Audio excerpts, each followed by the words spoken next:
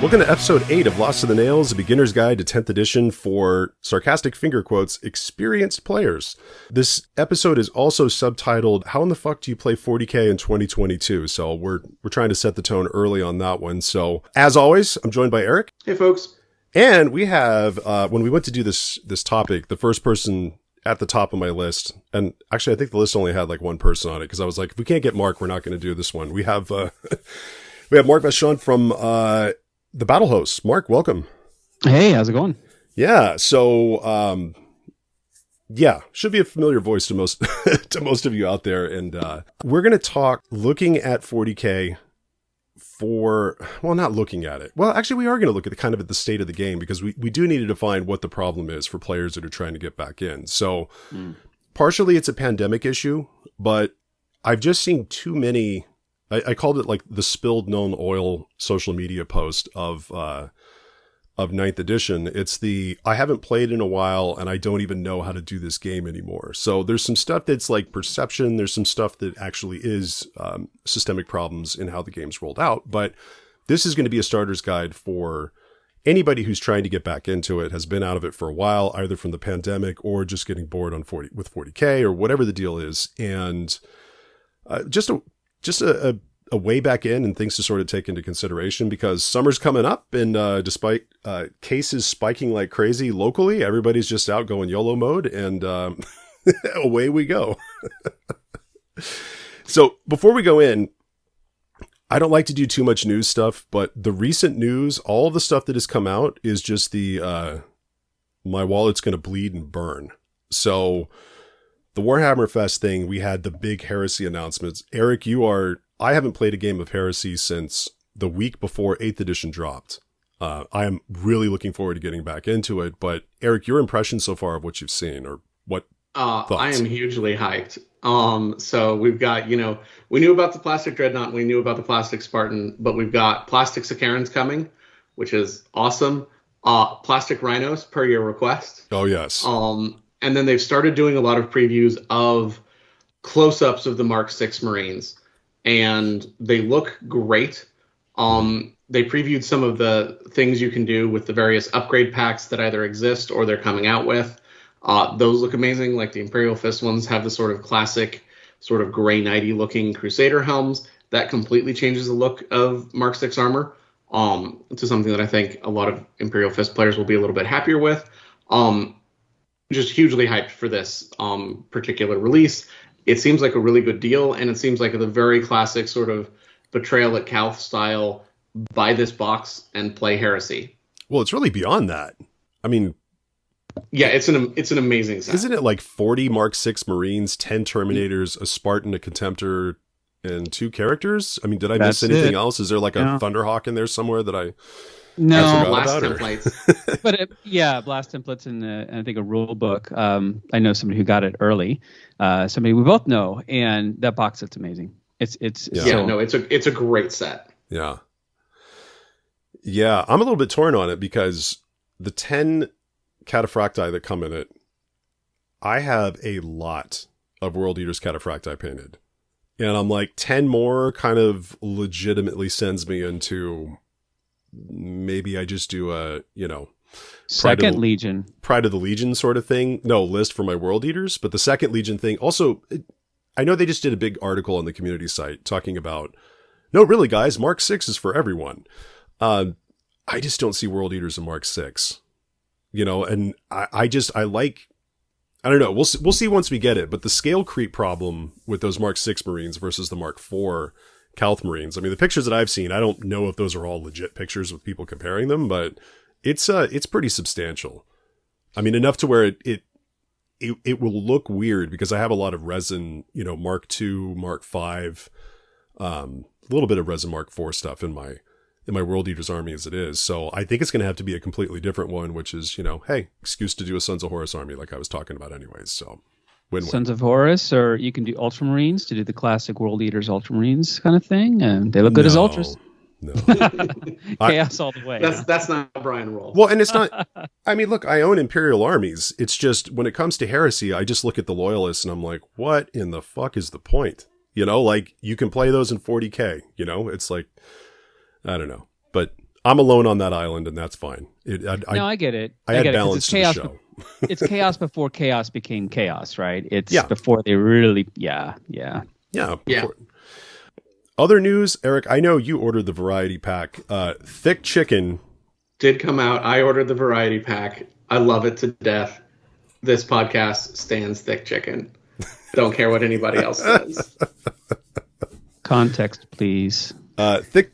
For those of you that don't play AT-18, or Titanicus, thick chicken is the new.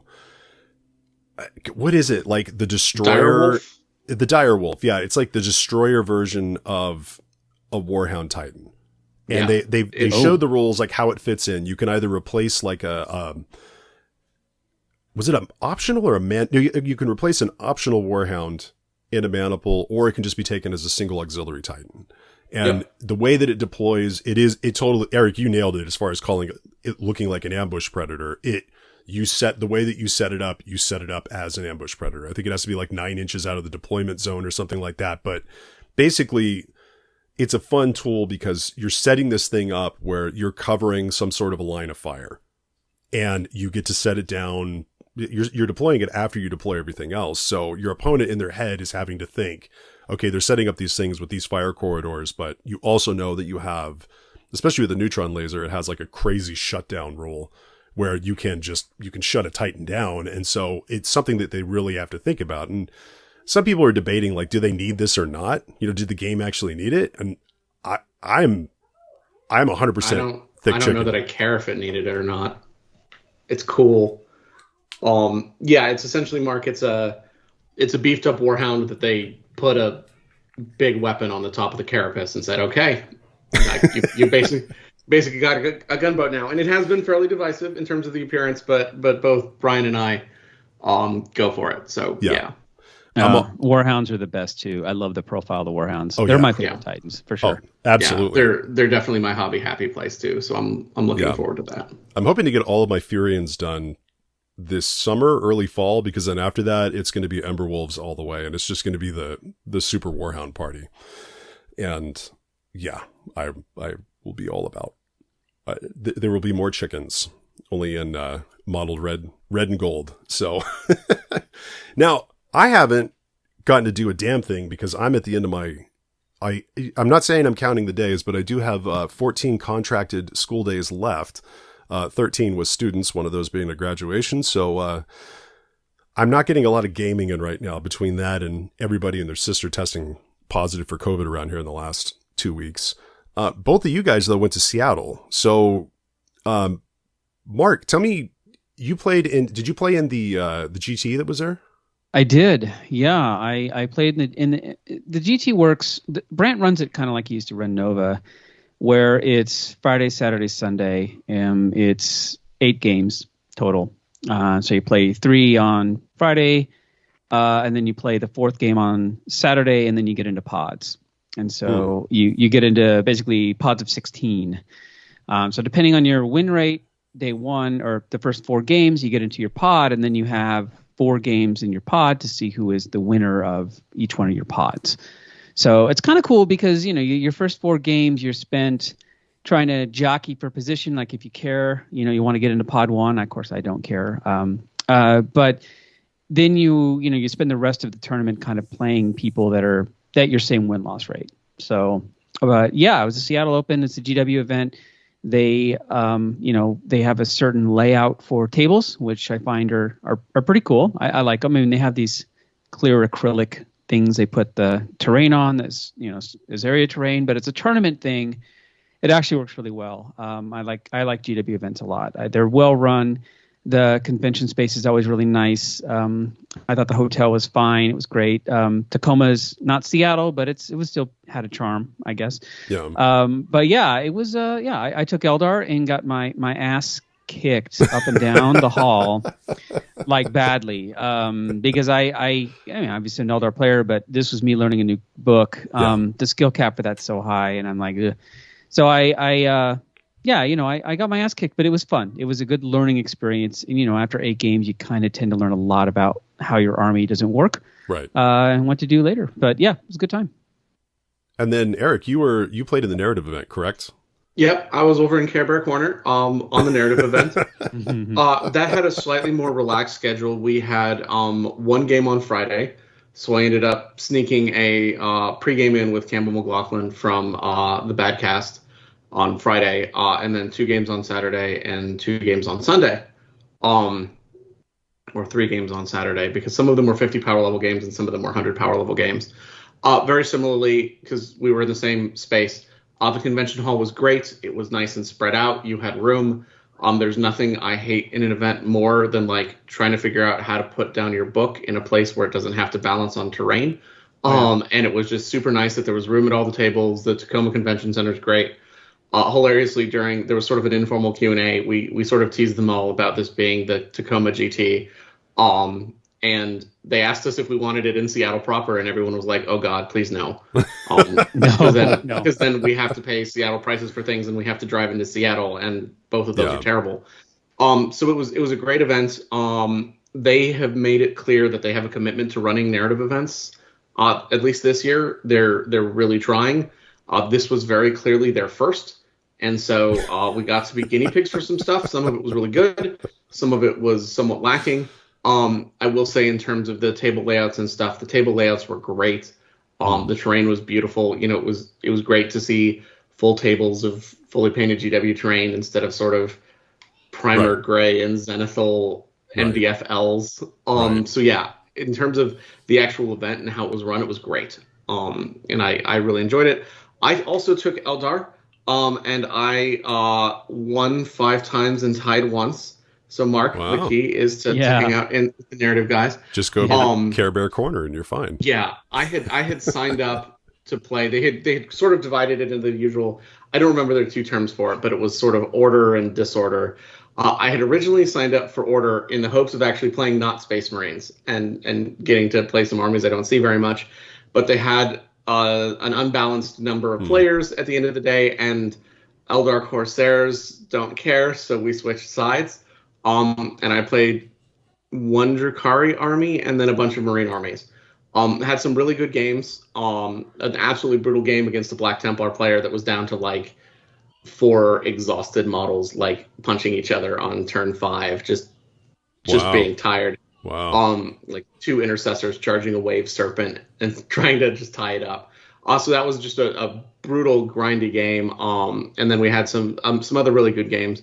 It was a nice casual atmosphere. Everyone I met there was great, and there mostly to have a good time.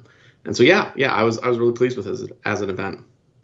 Most importantly, Eldar play really fun. It is a great book. I love the way they play. I mean, I lost a lot of games, but I love the way they play. The Strands of Fate. The book it's a great book. It is a really, really fun book. It feels like an Eldar book, which it's. We'll talk about that when we come to when the flavor, but it's got a lot of flavor to it for sure. Yeah. And that's a hard book to pull off. That was a lot of stuff to juggle at once. Oh yeah. Yeah. Yeah. I have some sort of gripes about it from a Crusade perspective, partially because they tried to pull off so much, but in terms of core gameplay, it's great. It's a great book. Strands of Fate is amazing. It's just a fun book. Are you going, so they're going to have a New Mexico event that is going to be all narrative. Are you going to go to that area? I wasn't going to go to that, and then they talked about what they want to do with that, and I was like, oh. Yeah, I talked to Mike a little bit about it. Because it's going to be the invitationals, so the people, all the big winners, but then it's going to be, Mike wants it to be the best narrative event ever. And they have aspirations towards a high production value narrative event, and so I'm definitely interested in looking at that. I've got to figure out my schedule and the balance of exactly how many events I go to this year as compared to vacations with my wife and work trips. But I'm sorely tempted. Wow, I thought that was funny when you were mentioning the Tacoma GT as opposed to the Seattle GT. I remember, God, almost 20 years ago when I went to and I'm using really sarcastic. So California is a big place, right? California is like basically the eastern seaboard as far as length and everything. I've been a very central California, Central Coast guy my whole life. I don't know Southern California that well, but I remember when I went to drive back in the day to the LA GT, And you get over the Grapevine, which is this, steep pass that you have to go over. You drop into the LA basin. And then it was like immediately turn left and go east.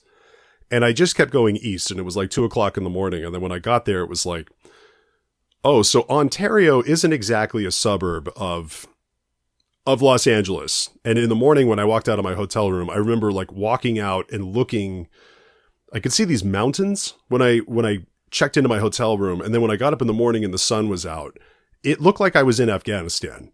I mean, it's just the desert east of Los Angeles is not beautiful to look at. And I was like, where in the fuck am I? And I remember looking at a map and going, this would be like calling it the San Francisco GT, and it's in like Merced, California. It's just, and look that up on a map. That's what it felt like. So it was a bit of a disappointment. Yeah, it's occasionally generously labeled. So that's the land that Lex Luthor on the first Superman movie bought in order to have new beachfront property. Am I dating myself? The first Superman, Christopher Reeve. He bought all that desert property, and then he put the nuke in the vault to anyways, it's all true. It's all ugly desert property that he decided, when the San Andreas Fault cracked, and here we go. I've got new beachfront property. There we go. Or you can call it the LAGT. So there it is. You can call it the LAGT. Yep. And man, only thing I don't like talking about, and this is one of those things where it's like, I feel dumb talking about it because you can't go out and buy the damn thing. But that Chaos Knight Army box is fucking phenomenal. Oh yeah. I picked it up because I was like, look, this is my big year where all of my cheats are all going towards my main goal. It's like Chaos in all of its flavors and all of its glory. And it's like, if I'm burnt finishing my Death Guard, I can paint Furians because that's basically Chaos or well on its way to being there. And so, yeah, I picked up that Chaos Knight box and holy shit, that Wardog kit is so good. I mean, I really want to run the like dark mirror version of, Collins' Oops All Armature sort of list. And if I go to play tournaments, that's probably how I'm going to do it because I don't want to show up and run infantry. Like I'm going to try to run I don't have to think very much. And this is what I'm taking if I'm going to a tournament, it's not to kick ass. It's going to be, I'm trying to get away from my kids for, 15 hours or so. And I'm going to, do a 3-rounder and call it a day. But those nights are so good. And I can't wait to lay into those things as soon as my school year's done. It's one of the rare cases where Chaos has more than Imperial because they have a lot more Wardog options. Imperial, I'm surprised they didn't come out with more armatures. They still have this to 2, but the Wardogs are so much better. There's so many, the chain gun there's a lot of great options in that Wardog kit. Chaos actually has more from a Knights perspective. And they play very differently than Imperial Knights do. Yeah. So that's a win for them. Yep. Yeah. And, as much as Brian doesn't do Loyalists, I don't play Chaos. And that Night box has me on like, well, a good spiky tentacle arm in there could, it's a great kit. All of them are really well done. I think the Night sort of chassis and their size gives them a really fun palette to do all their weird little things in a way that feel really coherent and not particularly busy. And yeah, it's just a phenomenal kit. I know, like, I don't know anyone who's not excited about it. And all of those leftover bits that come in it, the spiky whatnot and everything, they scale really well for Titanicus. Yeah. Yeah, the Wardog kit is basically like, oh, here's your new Reaver accessory sprue. Nice. It is nice.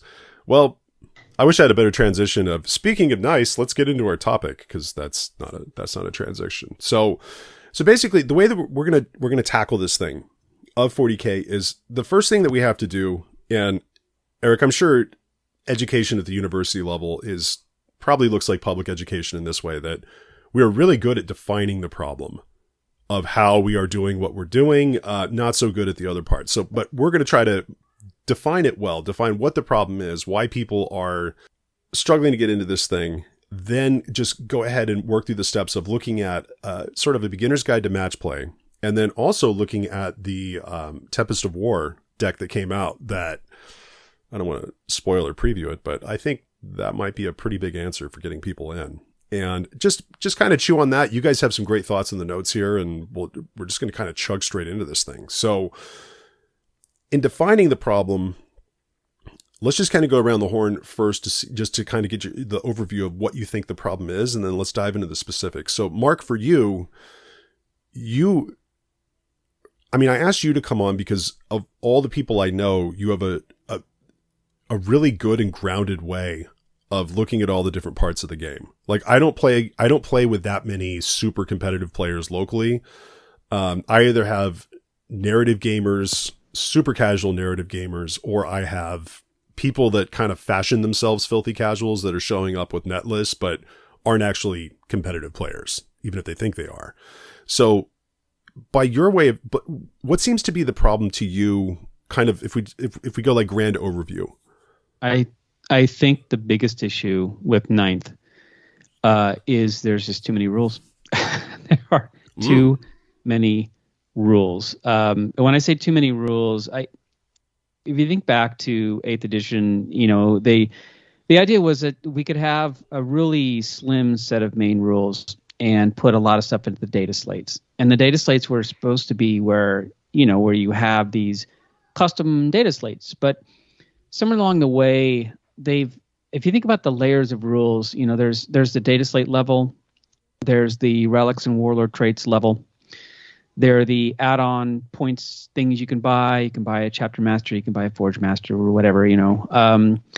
Then there are the chapter / dynasty / rules, or whatever house, you know, that sort of subset. Then there are the army rules. And so when you keep layering things, it's not just that there's too many rules, is there's too many layers of rules. Mm-hmm. So I remember I was playing AdMech, and it felt like I was spending about 10 minutes trying to describe what my army did to the person who didn't know it. And I'm like, okay, so I've got this Skitarii have this, and Cult Mechanus have this, and every turn I can do this. And it felt like I was describing, I was just, I don't know, it was like a PhD dissertation of just stuff. And I know they weren't paying attention. Their eyes were glazing over. They're like, what? Okay. Just tell me what models. It does. Yeah. And when it does the thing that it does, you know, and it has, and it, not only are the rules, there's a lot of them, there's a lot of combos you can pull off. So you can make units really powerful that do these amazing effects. When it does it, it almost feels like you're cheating. And they have to kind of take your word for it. So with the expansion of so many rules, because the tool set's huge, they can do whatever they want. They've given this massive playground, and now there's just so many rules, and not just rules, but rules that stack. Yeah. And I think that's where there's a lot of, it's probably the more flavorful edition, but it's very complicated, and it's impossible to know and really understand what the other person's army is doing. So you kind of feel like you're playing your game, and then you don't really know what they're doing, and then they do a thing, and you're like, well, I didn't see that coming, but how would I? Because I haven't spent 30 minutes, an hour going through your book. Yeah. I think it's just the rules. There's too many rules. When it comes down to it, to me anyway, that's the issue with Ninth.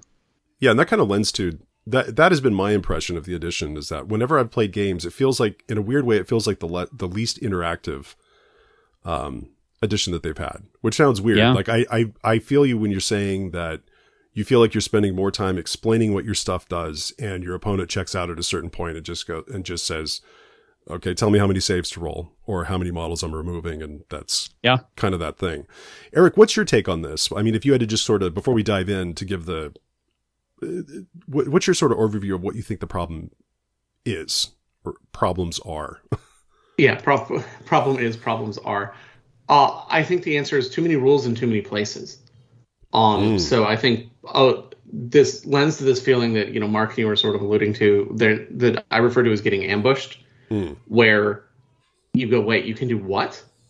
And that's a combination of character auras and army rules and faction rules, and stratagems are one that is what always gets me, is like, oh, you can do this, and then with a stratagem this becomes nuts.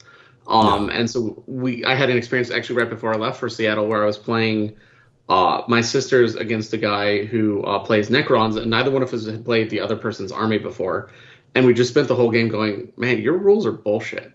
And like whoever's turn it was, the other player would be like, of course you can do that, because why do you have to follow the rules? Yeah.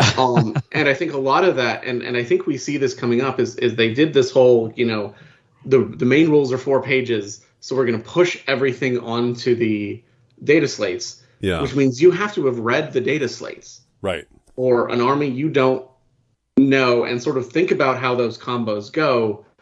And it's hard. And I think one of the things is we got rid of one of my great sort of windmills I like to tilt at is we got rid of universal special rules. And at their sort of peak, USRs got a little bit silly too with like, oh, these guys have Zealot, which does these other 2 special rules, et cetera, et cetera. Mm-hmm. But like, I find people still falling back on them. Yeah. Because like we still use the words deep strike and feel no pain and infiltrate. Because we have to have a shorthand for my guys can deploy in sneaky ways, or my guys can come out of reserve, not in reserve. So like the Falcon, I explain it as basically like a drop pod with more guns. Right. And that works, but only if you know what a drop pod does. Yeah. And so there's sort of a loss of that, I think, that common thing. And I think for narrative players, especially because just got back from Seattle, explaining the Eldar felt exhausting. And I go like, okay, do you know how Strands of Fate work? Okay, do you know how Battle Focus works? Okay, do you know what Farseers do? Okay, the Howling Banshees I have in a Falcon, do you know what's going to happen when they show up? And like all of those things, and like I started falling back on not explaining the rules and just being like, when the Banshees show up, whatever unit I just targeted them to is going to have a bad day. And like that is a useful description, but it's not a great description. And you do sort of have to take my word for it that yes, they are indeed hitting that hard. And so I think that's one of the problems is in the quest to make things flavorful, and I think in a quest to make the 9th edition armies feel like new things rather than 8th edition V2, they added just so much. And so everybody sort of has their shtick plus. Yeah. And that brings a lot of flavor to the game. And from a narrative perspective, I sort of love it. But it does make for hard games, especially at high points levels. Yeah. Or even playing competitively too, because I mean, if you're playing in a campaign or there's a person that you play a lot, there are certain units that you tend to lean into more and they get a chance to learn them a little bit better. But there are so many rules, so many books, and they're constantly getting tweaked too. And as far as when new FAQs and things like that come out, I mean, there's definitely a update fatigue that can kind of happen from that. And it makes it really tricky to play. There's a lot of rules that don't exist on the table too. So, my first game was against Tyranids, and I hadn't actually played Tyranids. And this is a competitive Tyranid list. I think he went 5th overall or something like that. And I had never seen how brutal the Tyranids were because we hadn't played it locally. But those Maliceptors, you have to take their word for it. But it's like, okay, I have the Synapse. It bounces here to here. I cast a power. I do an action. I've got this in play. Everything has transhuman for this turn because it does this thing here. By the way, here's 4 mortal wounds. Here's 6 mortal wounds. I mean, it's you're right. You just have to accept what they're doing. But you can't really play. You can't really play in reaction to somebody unless you understand what their army does. So, and the only way to understand what their army, I mean, this is why there's so many. It's really, really popular among tournament play for people to talk about a new book and show them how all the things work. Because if you don't know how it works, you can't really play against it. You're sort of playing your game, but they're ahead of you because they already know. Right. So it's tricky. And the rules exist. When I say not off the table, I mean stratagems. There's no stratagem counter. There's a CP counter, but it's a rule that happens. But it's not at the data slate level. It's not at the unit level. It's kind of happening somewhere in the top of the table that just happens. It's a rule that you just employ, but it's not as if you have it somewhere. You have a card you can flip down, but it's just rules that don't exist necessarily at the unit level on the board. Yeah, they're just these things that happen. And I think that's where you get what Brian mentioned about the sort of occasionally games feel non-interactive. It feels like I activate my combo and you activate your combo. And whose combo killed more stuff? Yeah, that's who wins. Yeah, and I think that is rough. And I think it comes a lot with stratagems. There's a recent episode of Sister Act. They were talking about this, that they were talking about like the psyops behind stratagems, like Sorry, making sure. Stop the fucking car. There's a podcast called Sister Act. There's a podcast called. Is it a fucking Sisters of Battle? It is. Shut the fuck up. That is fucking amazing. It's just. I want to meet these people and just shake their hands and just say, God, that's fucking. I fucking hate Sisters of Battle, so I'll never listen to it. But that is just fucking amazing. And if I ever meet these people and they drink, I will buy them drinks because that's fucking amazing. Sorry, I'm gonna shut the fuck up. Go ahead, Eric. Sorry. It is a really amazing name for a podcast. That's why I started. I was like, I need a Sisters of Battle podcast. Saw that one. Oh like, my all right, God. You know what you're about. But like they were talking about the psyops of stratagems, like making sure your opponent knows that you could do this. Yeah. Even though you're never going to, so that they have to plan around the fact that you could do this. And I'm like, that's exhausting. I'm not going to do that. And that's why I'm not a tournament player. Well, even just like building an army is complicated. I mean, it's really freaking annoying. You're just like looking through it. So we got the new Knight book, and I'm trying to like, okay, how do I build a free blade lance? And there I still have questions. It's like, okay, there's a detachment of this, and then if you take this, like the Eldar book is classic for... Yeah. But you can take a detachment of Harlequins. Like they have an entire diagram for how you build armies. Armies didn't used to be this complicated, but with detachments and keywords and all this stuff, it's annoying. I've seen enough, the spilled null oil posts, but I've seen people just like, I don't even know where to start building the army. Like, what if I don't want to take troops? How do I do this? I'm like, there's a lot there. Like just building your army and getting started is in itself kind of a hurdle because there's way too many rules just around that. So I think it's confusing to me. We have, if Battlescribe didn't exist, I don't even know how people would build their armies, frankly, because you really do need some kind of electronic aid. I mean, it's really hard to sit down unless you're going really just vanilla, and I think that's what most new players probably should do. But even then, the detachment thing, the CP thing, it gets complicated to me. I feel like it's overcomplicated because I know when I was a young player, I was confused by lots of things, and I think this would just blow my mind. I wouldn't even know where to get started. So, to kind of circle back to a couple of things you guys talked about, Eric, I was thinking about the text conversation we were having with Colin, I think last night or something like that, where we were talking about universal special rules in Heresy. And I remember that being something that I was like really, not really salty about, but I think you were mentioning that it's kind of a boogeyman that you didn't understand.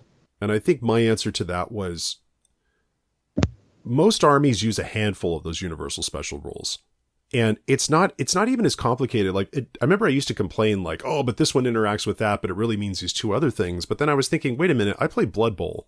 And Blood Bowl with the skills is really classic for, I have dodge, but you have tackle. So tackle takes away my dodge ability. Like there are a lot of interaction between those. But I think, I don't know, and maybe I could be completely wrong with this, but I think my I'm burnt on universal special rules was the handful of times ever where I would run into a unit that had so many weird ones that I just hadn't seen. Like if you're playing like an AdMech thing or somebody breaks out something that's concussive or, whatever.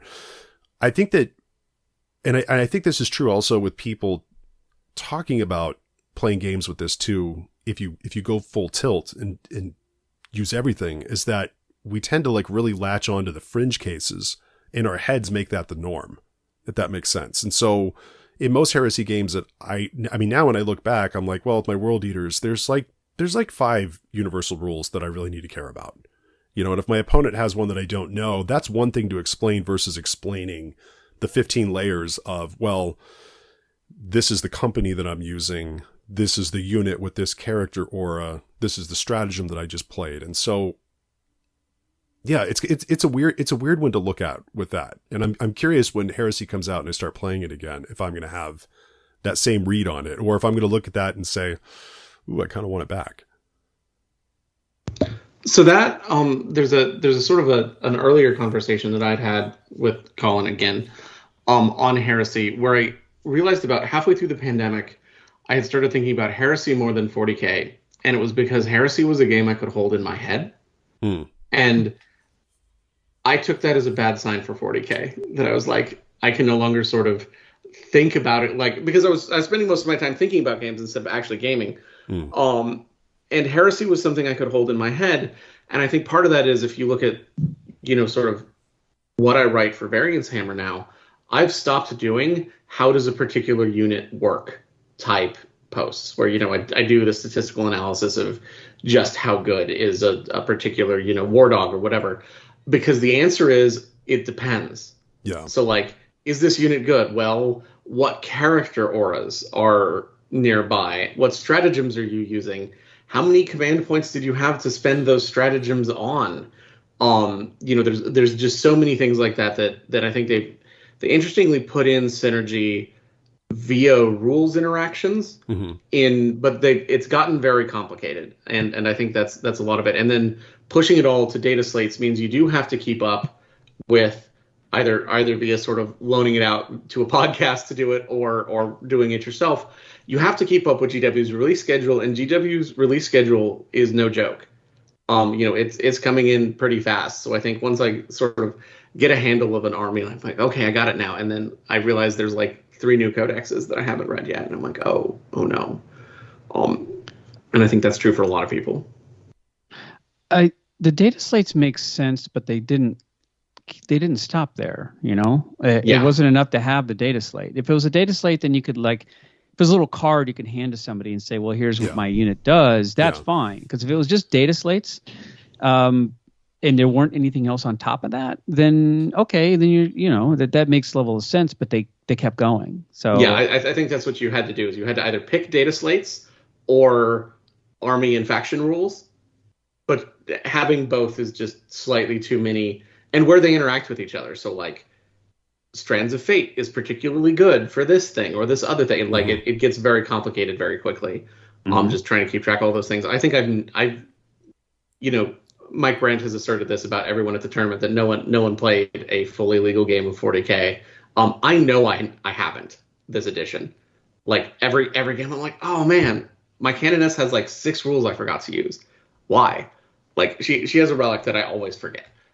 Just because she's got another 15 rules that I can't remember all the time. And so like, even with my little cheat sheet, it's like, remember when she charges, she's better.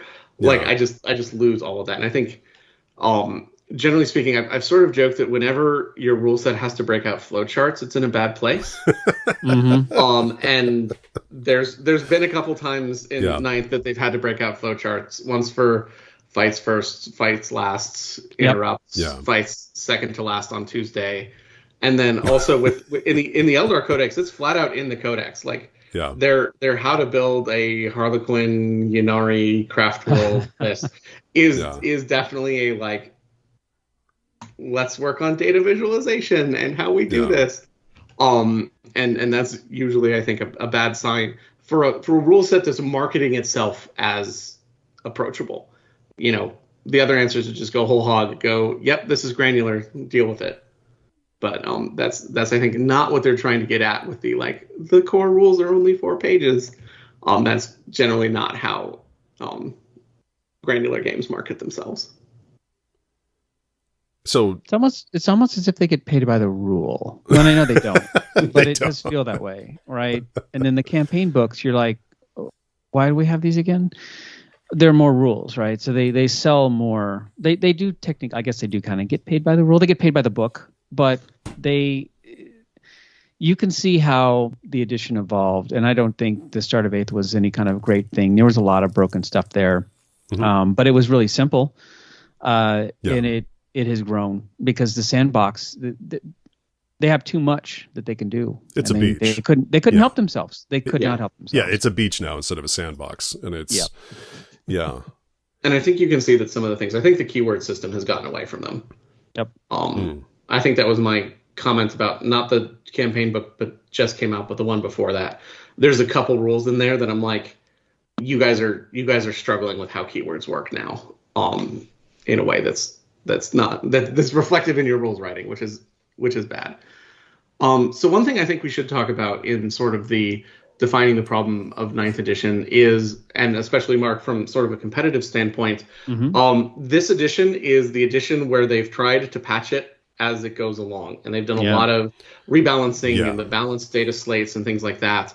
And from a sort of a narrative and Crusade player's perspective, with the exception of the sort of big sweeping rules that they put out in the errata, the balanced data slates aren't hugely impactful. But from a competitive standpoint, has that helped or sort of hurt this problem?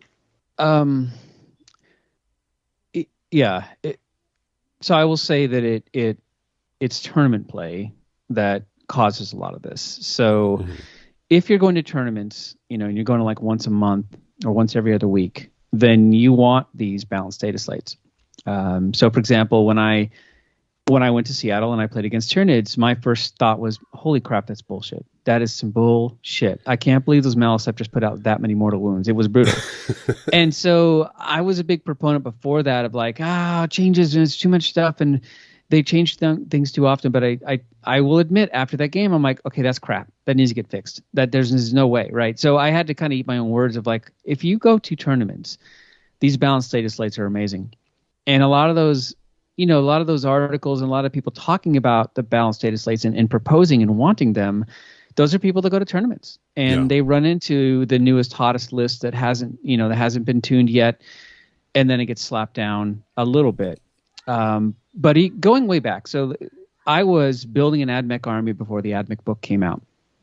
And this is me. So I'm building this AdMech army and I'm like, I'm putting it together. And then the AdMech book came out and it was broken. Like it had some really, really strong things in there.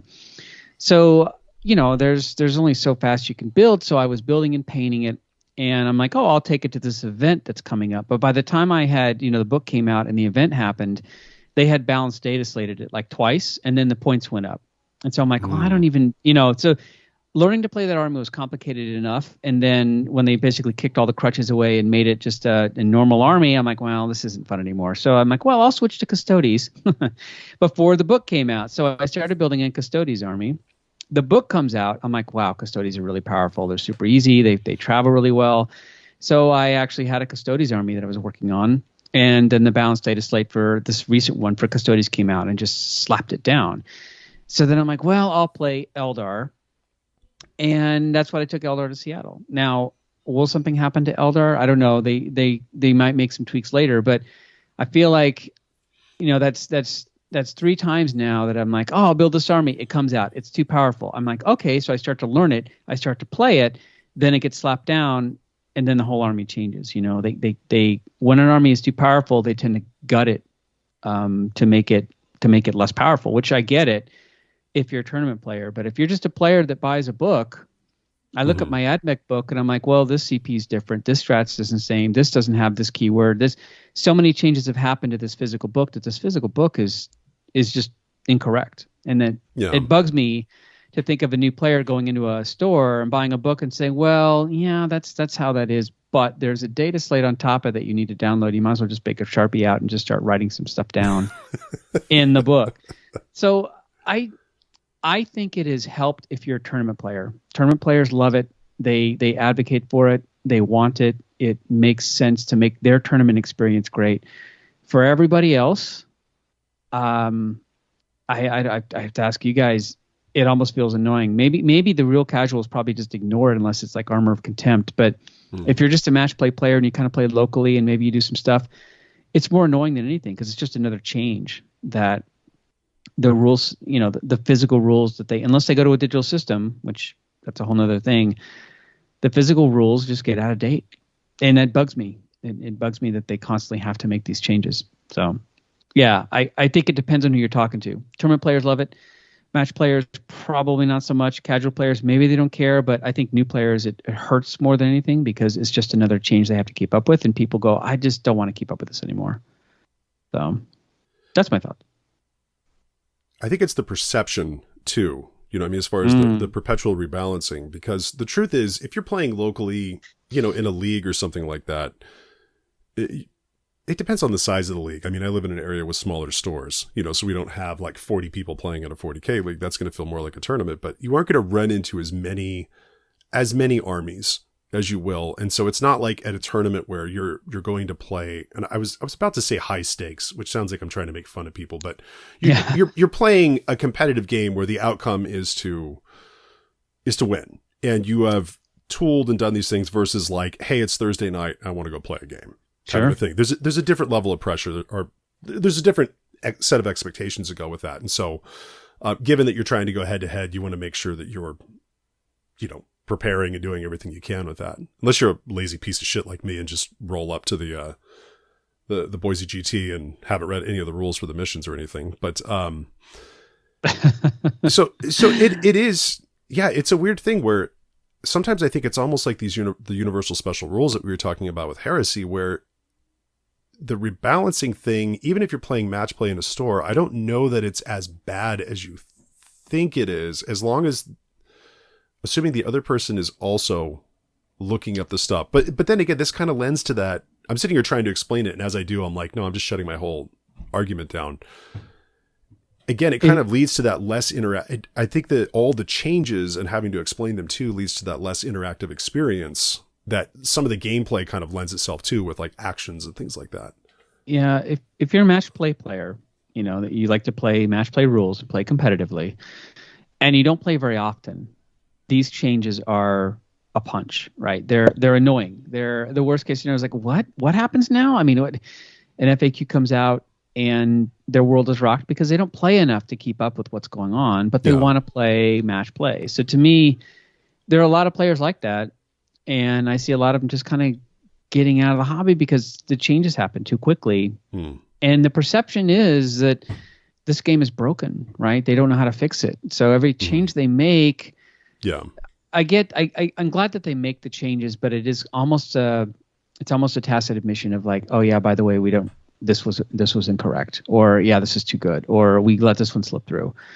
So I mean, I appreciate that they try, but I think the changes for somebody who plays competitively and doesn't do it very often is too much for them to kind of keep up with. And it's just easy enough to say, well, I'll go play this other game, or I'll just sit this one out until 10th. Yeah, I think Mark, you make a really good point. I think that the sort of matched play garage hammer guys are probably the worst off.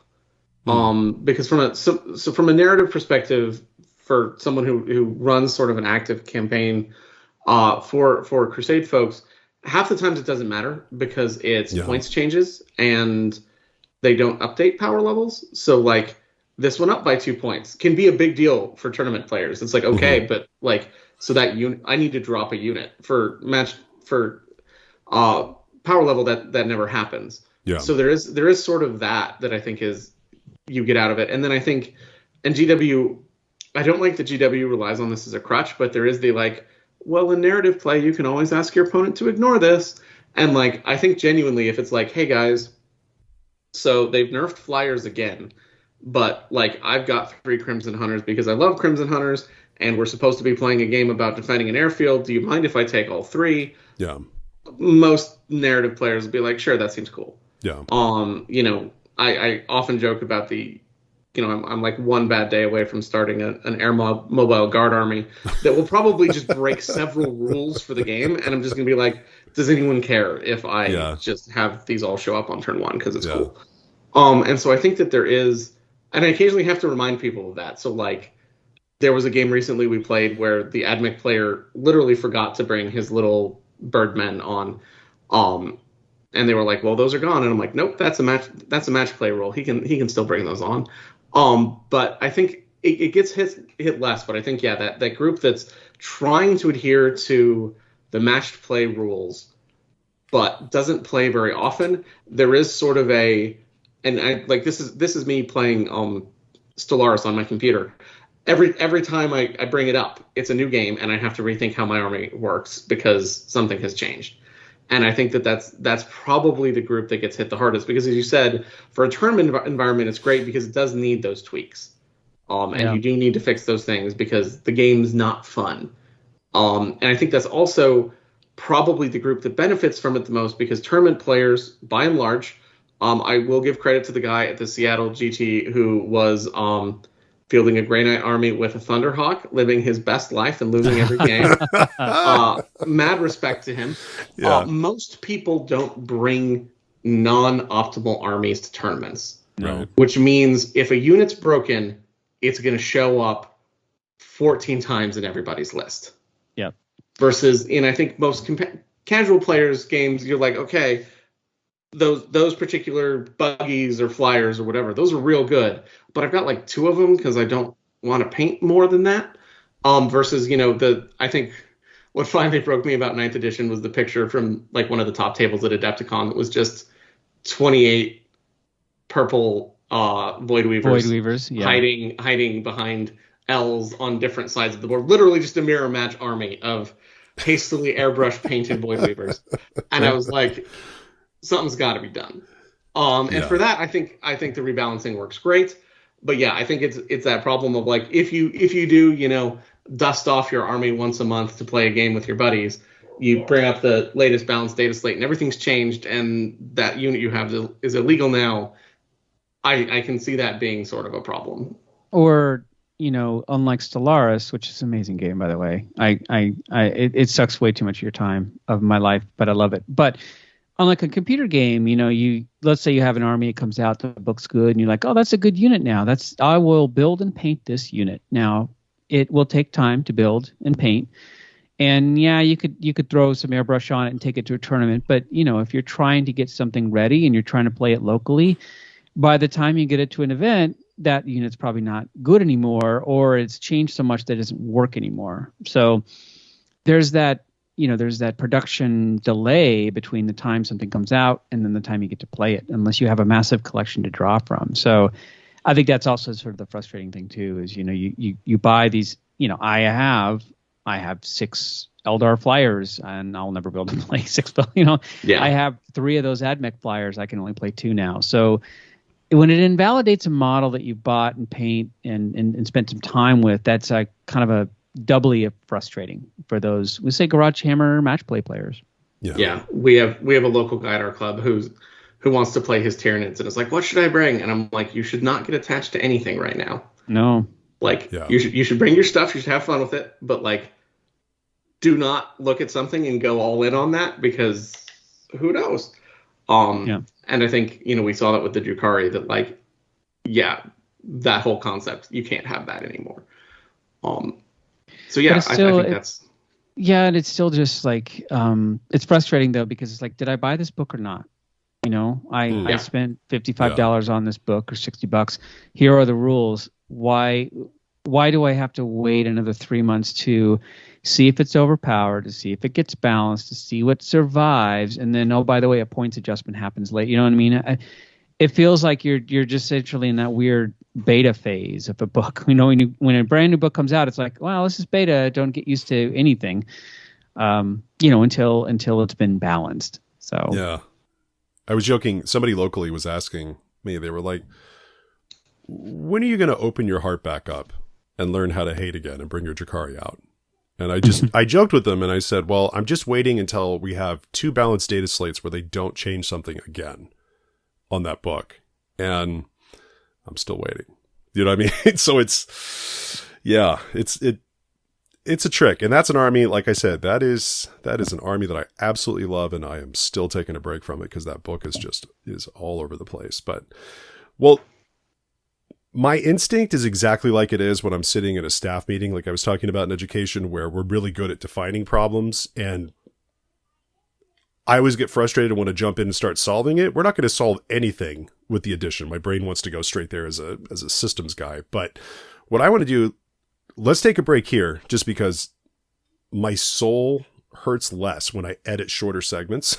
Mm-hmm. And I want to come back on the other side in case anybody started getting ready to, spill some Nuln oil to post on that. I want to come back on the other side and have us actually talk about how you get into getting into match play, and then also discussing this Tempest of War deck. Sounds good.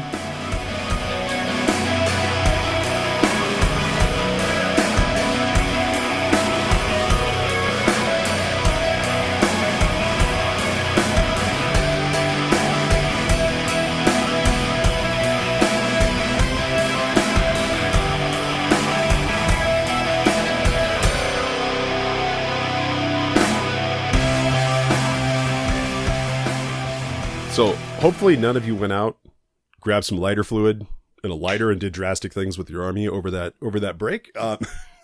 We just wanted to sort of describe where we're coming from. So I think our solutions will make a little bit of sense if you know what problems we're trying to address. So if we're talking about a beginner's guide to match play, I'm going to apologize, and this is just bad podcasting because I didn't look at who had wrote these bullet notes in here. Are these... Which of you would take to take the lead on this one going into it?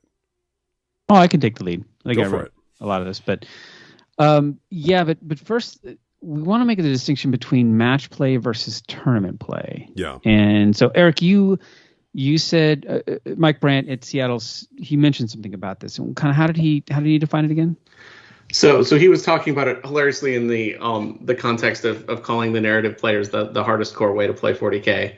Which is near and dear to my heart. But he had referred to it sort of as there's matched play, and tournament play is just matched play, but with strangers taking it very seriously. Yeah, sounds about right. Yeah. So with match play is all the rules. But there are grand tournament mission packs.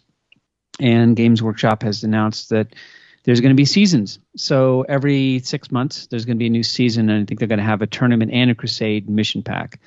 So the tournament mission pack, I think it's important to note you don't have to use these if you're a match play player. You can just, but I think it makes the match play experience better when you try to play by tournamenty rules, because these tend to be the most, they tend to be the, actually Tempest to War to me feels like the best way to play match play, but we'll get to that later. But this tends to be the more, balance is not the right word.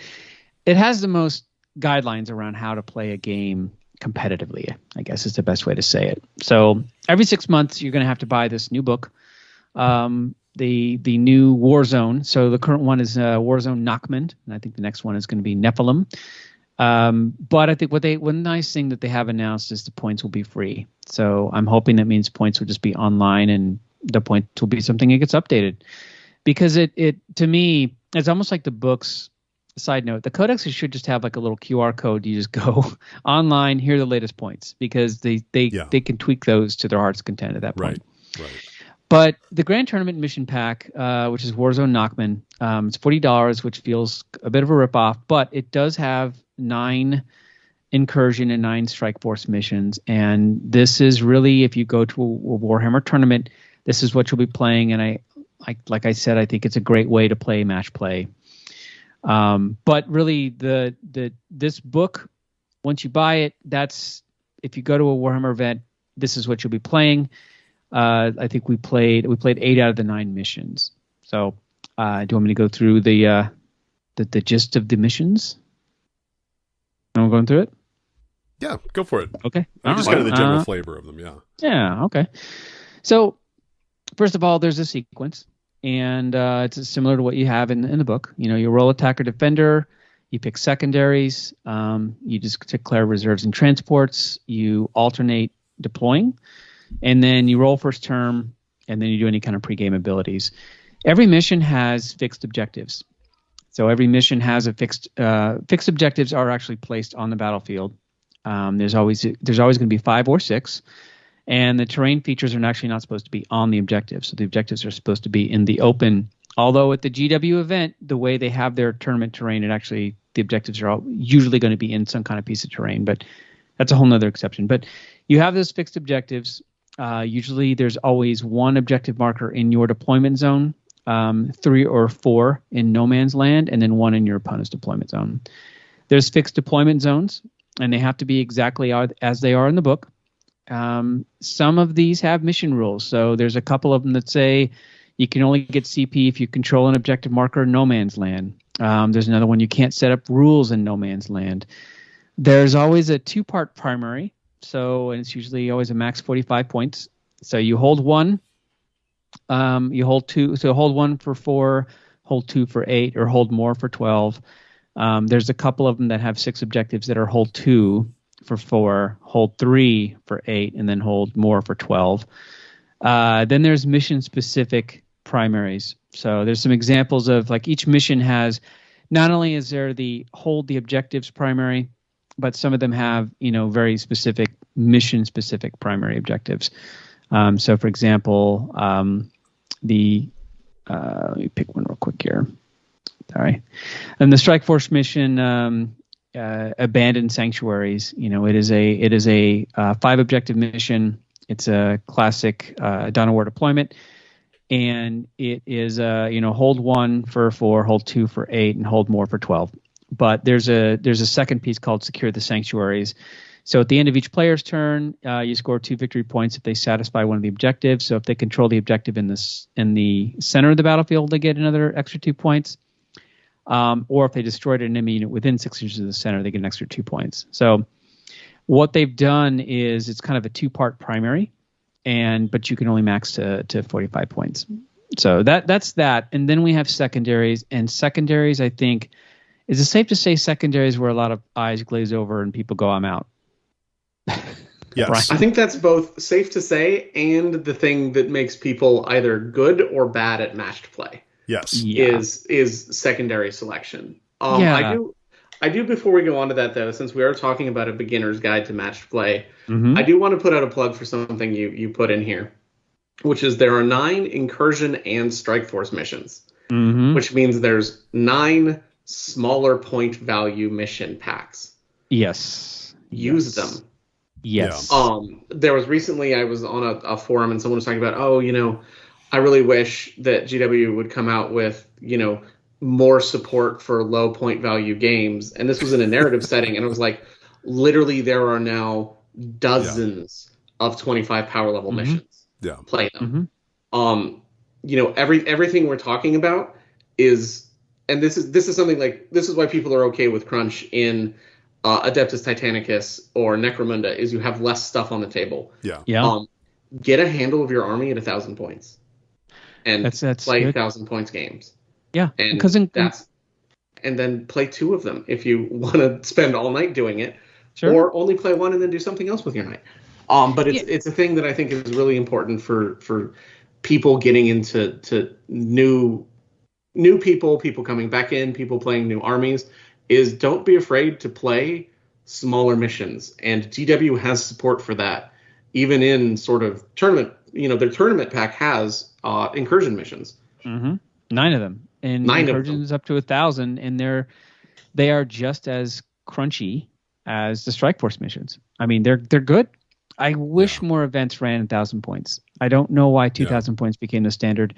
But you're right, though. I mean, a 2,000 point army, that just takes a long time to build and paint, especially for a new player. So, I'm all about it. I wish we'd saw more events with incursion, frankly, because I think it'd be much. It's a way to get people to feel like they're playing a tournament, quote unquote balanced mission at 1,000 points. So, and then some other things that I think are nice about sort of the match play format, because I occasionally come off as somewhat anti-match play because I play as many narrative games, is the missions are pretty predictable in terms of what you're going to get. Mm-hmm. Like you said, there's 5 or 6 objectives. The deployment zones are both fixed and not particularly exotic, as I remember from the last time I did this. Nobody starts in the middle, or like their deployment zones are broken into all 4 corners and things like that. Yeah. You can't plan on going first. There's a lot of missions in the various narrative mission packs that assign one player going first. The game changes if you can bank on going first or you're not going first. So I think there's definitely some things that get added to this that are all in the spirit of fairness. And I think that's one of the things that is the difference between match play and narrative play. Is narrative play, sometimes you have a mission you can't win. Right. And I think the designers are okay with that. Yeah. And that's not okay if you came to a tournament. Right. Yeah. And the fact that you rolled for defender means you're not actually going to win this game. That's not something the tournament folks like. Whereas in the narrative mission, there's one mission that I'm still not sure how the attacker wins it. But the answer is it doesn't matter. Yeah. And so I think that's an important thing. Is there's very few things where I think you look at this, and this comes up with the secondaries too. Like the tons of scoring you get from secondaries means you're never really looking at the board and going, well, I'm screwed, unless your opponent has brought Tyranids. But it's not the mission's fault. and I think that's a really important design distinction, is there's no asymmetrical missions. You should never be sort of penalized for the mission you drew from the book, which is, I think, different from the narrative playing and the Crusade mission pack, and is, I think, again, a good way to get started, because it's occasionally rough playing a game that you're like, yeah, I was never going to win this. When we played Crusade, honestly, I didn't care if I won the mission or not. I was interested in achieving the little secondary, the objectives. Yeah, that's the magic of the agenda system, is you can lose and still have picked up really cool swag and upgraded your unit, and it's great. Whereas for match play, the point is, did you win or not? Yep. Yeah. And so you have to have had a shot at winning. Right. Yep. Yeah, and think of this exactly, the spirit of fairness. This is meant to be as balanced as possible. And that, we haven't even talked about the table, but you do set terrain. You have objectives in the open. You really should have a mix of terrain, and the terrain should be balanced on both sides, and that's not particularly narrative. And, in a tournament table doesn't look particularly fluffy.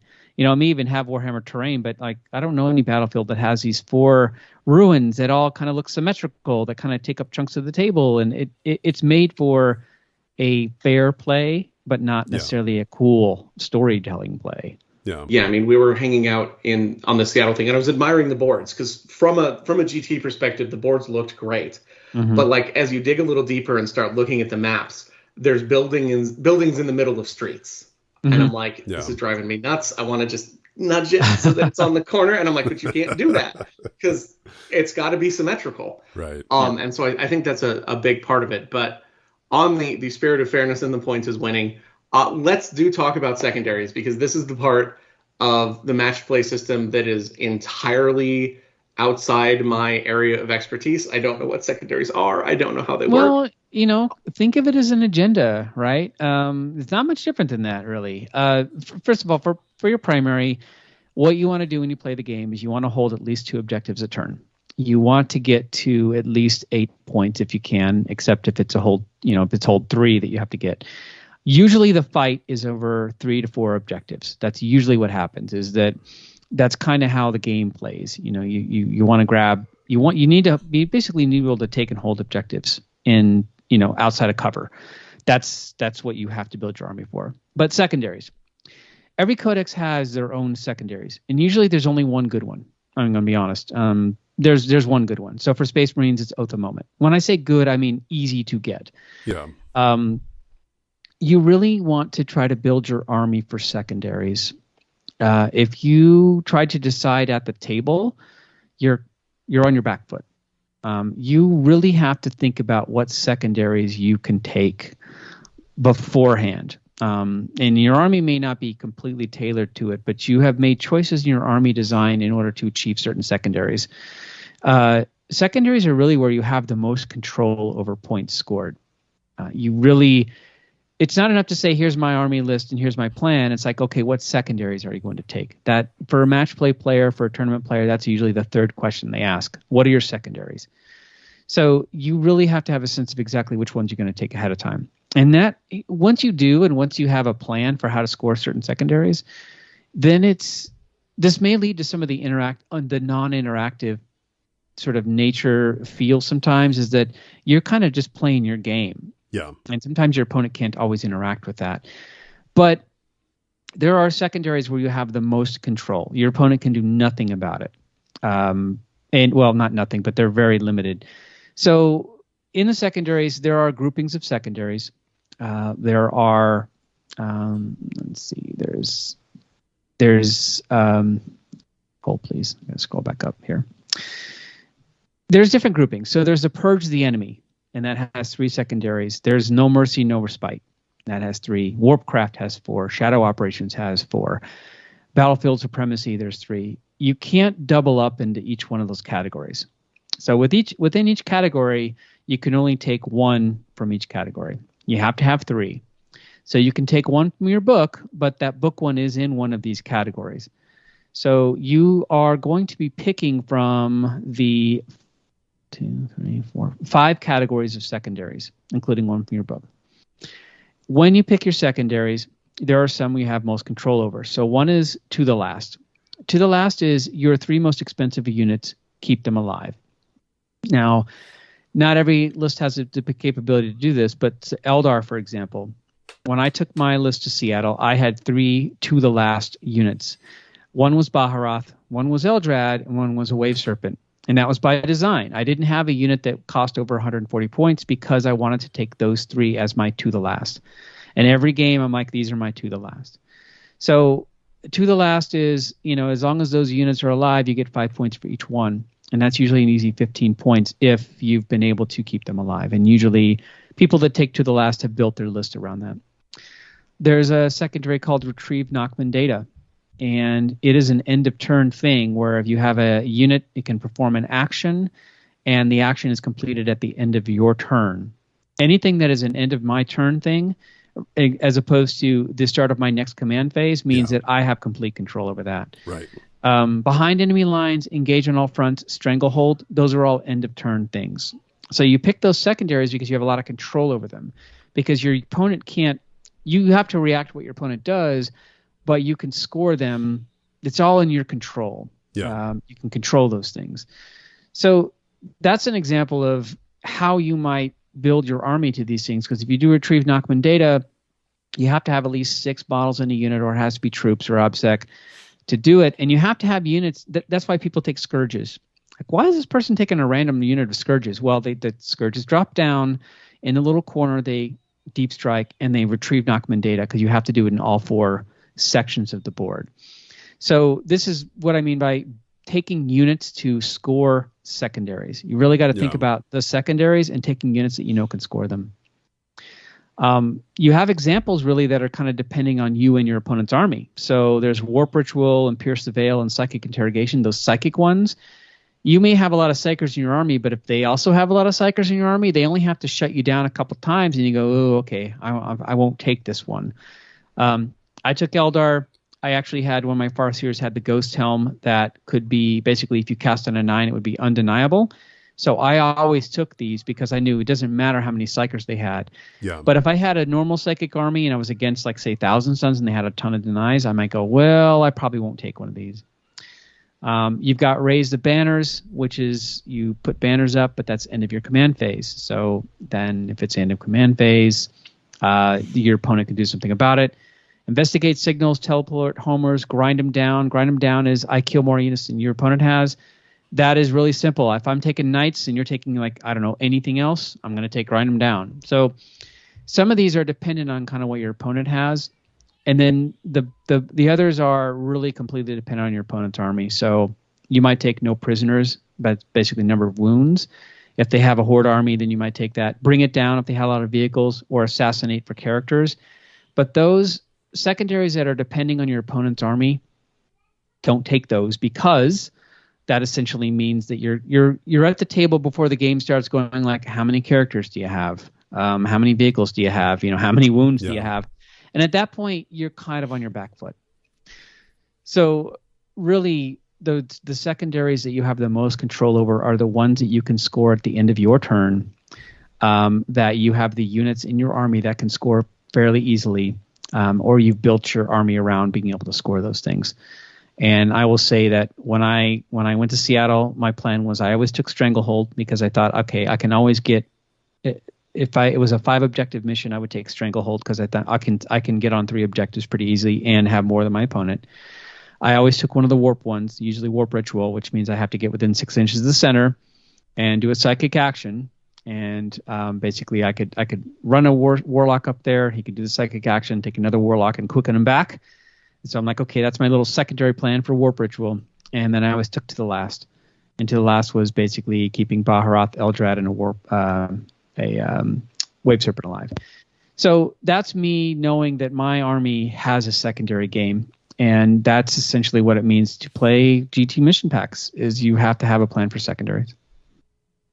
So I think that's one of the things that I think comes out of this that I think is really interesting from the perspective of someone who's sort of new or thinking about getting into this, is how this impacts your army composition. Yeah. Mm-hmm. So you had mentioned making sure you didn't have a unit more than 140 points so that you could bring, so that those were your fixed, units for to the last. Or I, for example, tend not to think about small action performing units when building narrative armies, but like that was a big thing. So there's whole sort of swaths of the Sisters of Battle Codex that I sort of ignore. You know, Crusaders were always good for like, well, someone's got to sit back and just like do the thing. And I was like, no, they're not. Everybody forward. Yeah.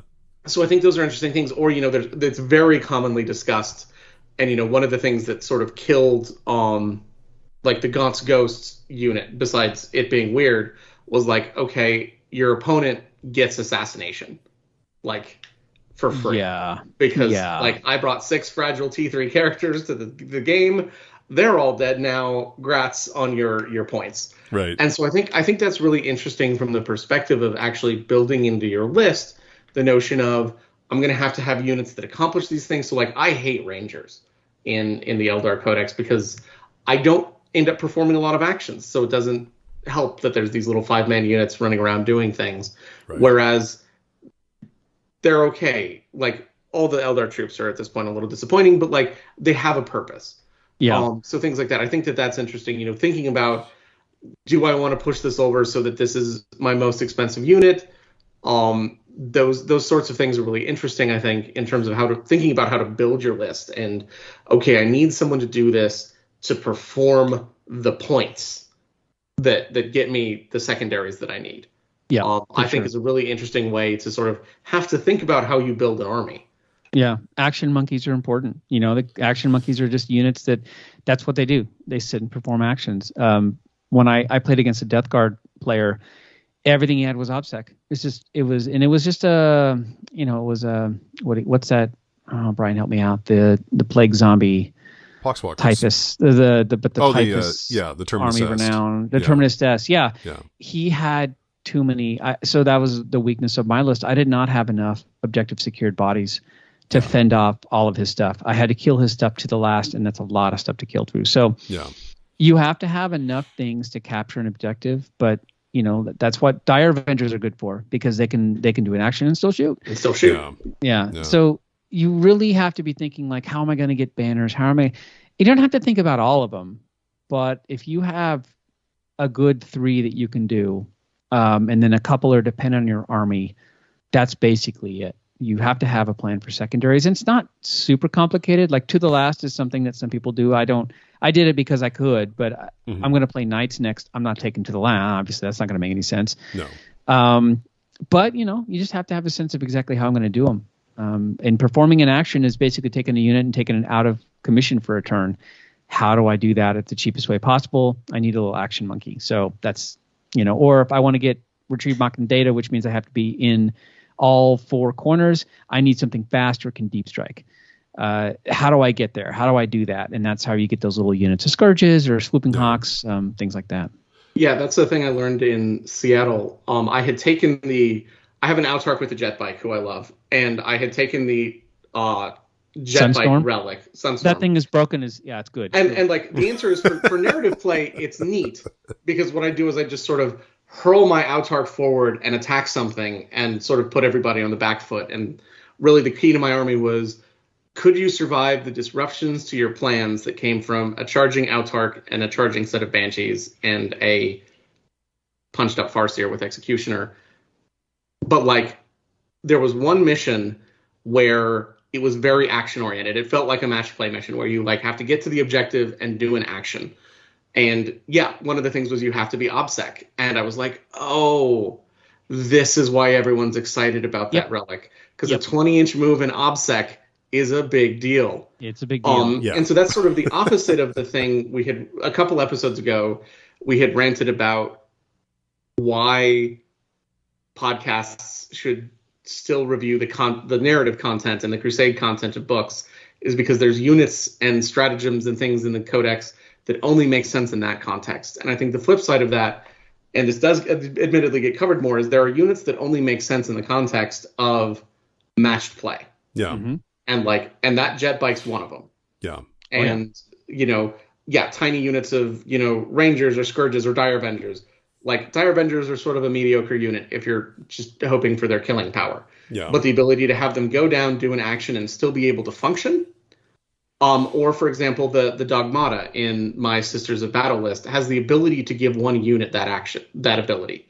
I forget that most games because half of the narrative missions don't have you doing any actions.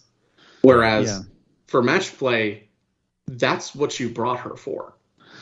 Yeah, it in a weird way, it really does. It forces you to take units that you can't just take all kill units in a match play game unless you're. I mean, even then, even the most lethal lists, they have to have a sense of exactly how they're going to go do what they do. It's funny that you looked at the jet bike and you're like, wow, I can move 20 inches. Cool, I can still attack. And I'm like, I'm not going to attack with an Autarch on that thing. But he's great for going 20 inches. Well, 26 with the advance. Yeah. Zipping on an objective or going 20 and then charging onto an objective and killing a bunch of non-obsec stuff. So then I take that objective. So it is all about, match play is all about taking objectives, right? And it's all about flipping things around. And that's where things like obsec become important. Speed becomes really important. Deep strike becomes important. To be able to do actions becomes important. Those are the things you're looking for because you're trying to score.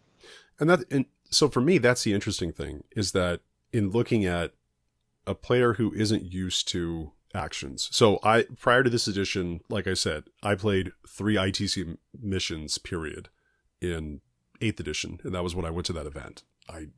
No, that's not true. I played 1 game with Jody before we both went just to see what it does and paid attention to none of it and learned none of it.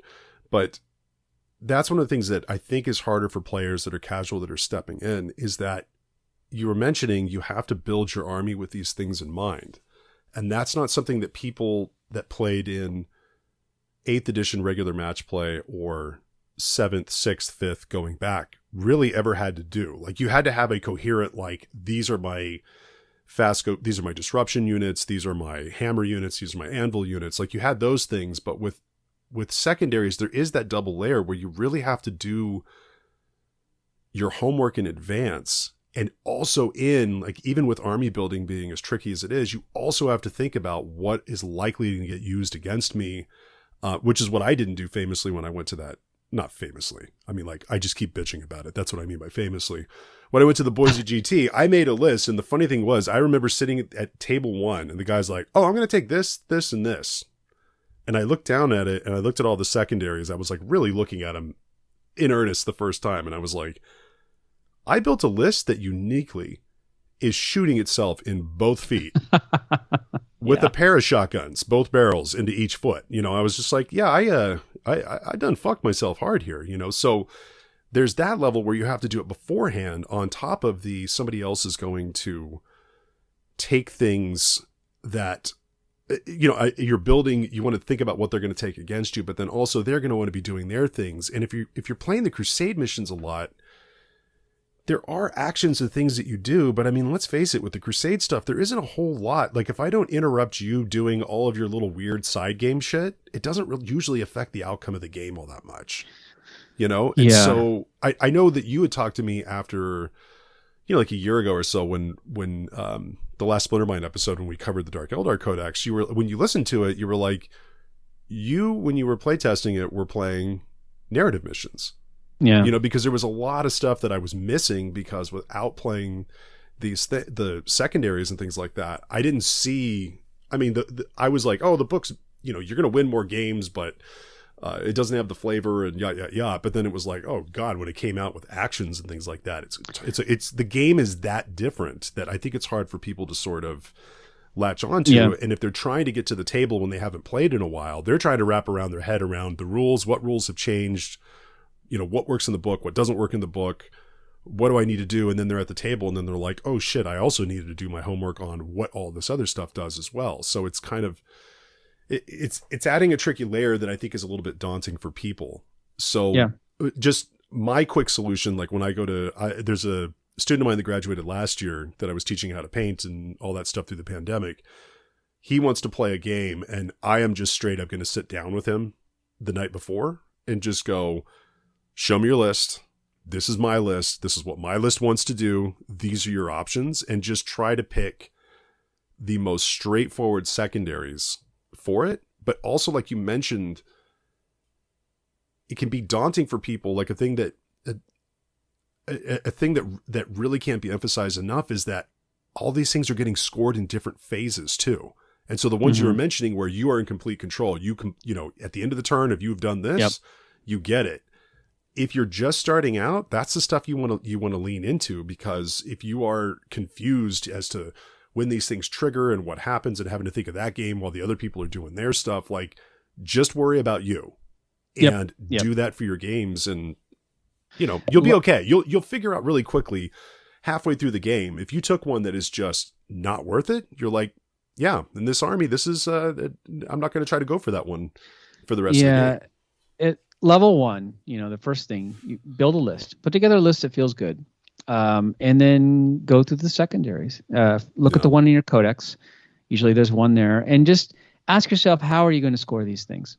The most popular secondaries are kind of the ones I listed. The Stranglehold's a popular one. Retrieve Nachman Data is a popular one. Raise banners. Some of those things. But just consider, which secondaries would you take?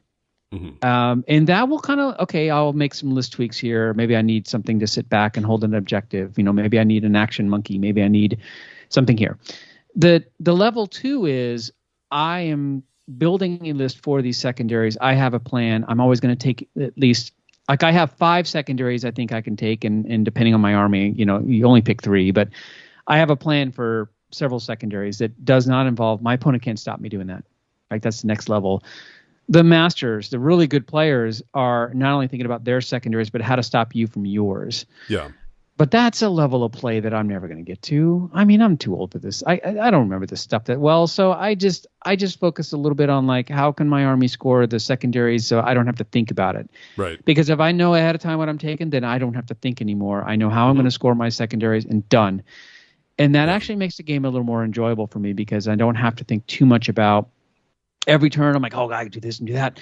I just have a bunch that I'm comfortable with, and those are the ones that I focus on.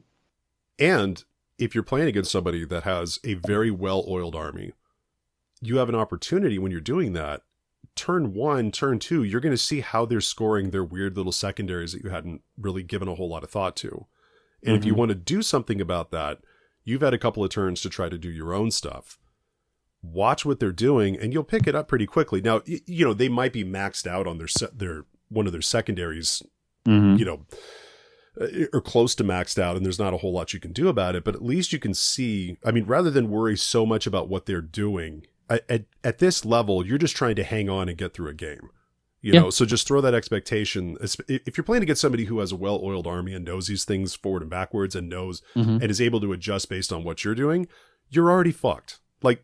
And not fucked like you're not going to have a good time. Like, numerically, just do your thing. And if you do that, it'll start, once you have your stuff down, that's when you can start worrying about that level of preventing them from doing what they're doing. Yes. Because otherwise you're just trying to care about all the things, and you're white knuckling it, just trying to make sure you're doing your own stuff.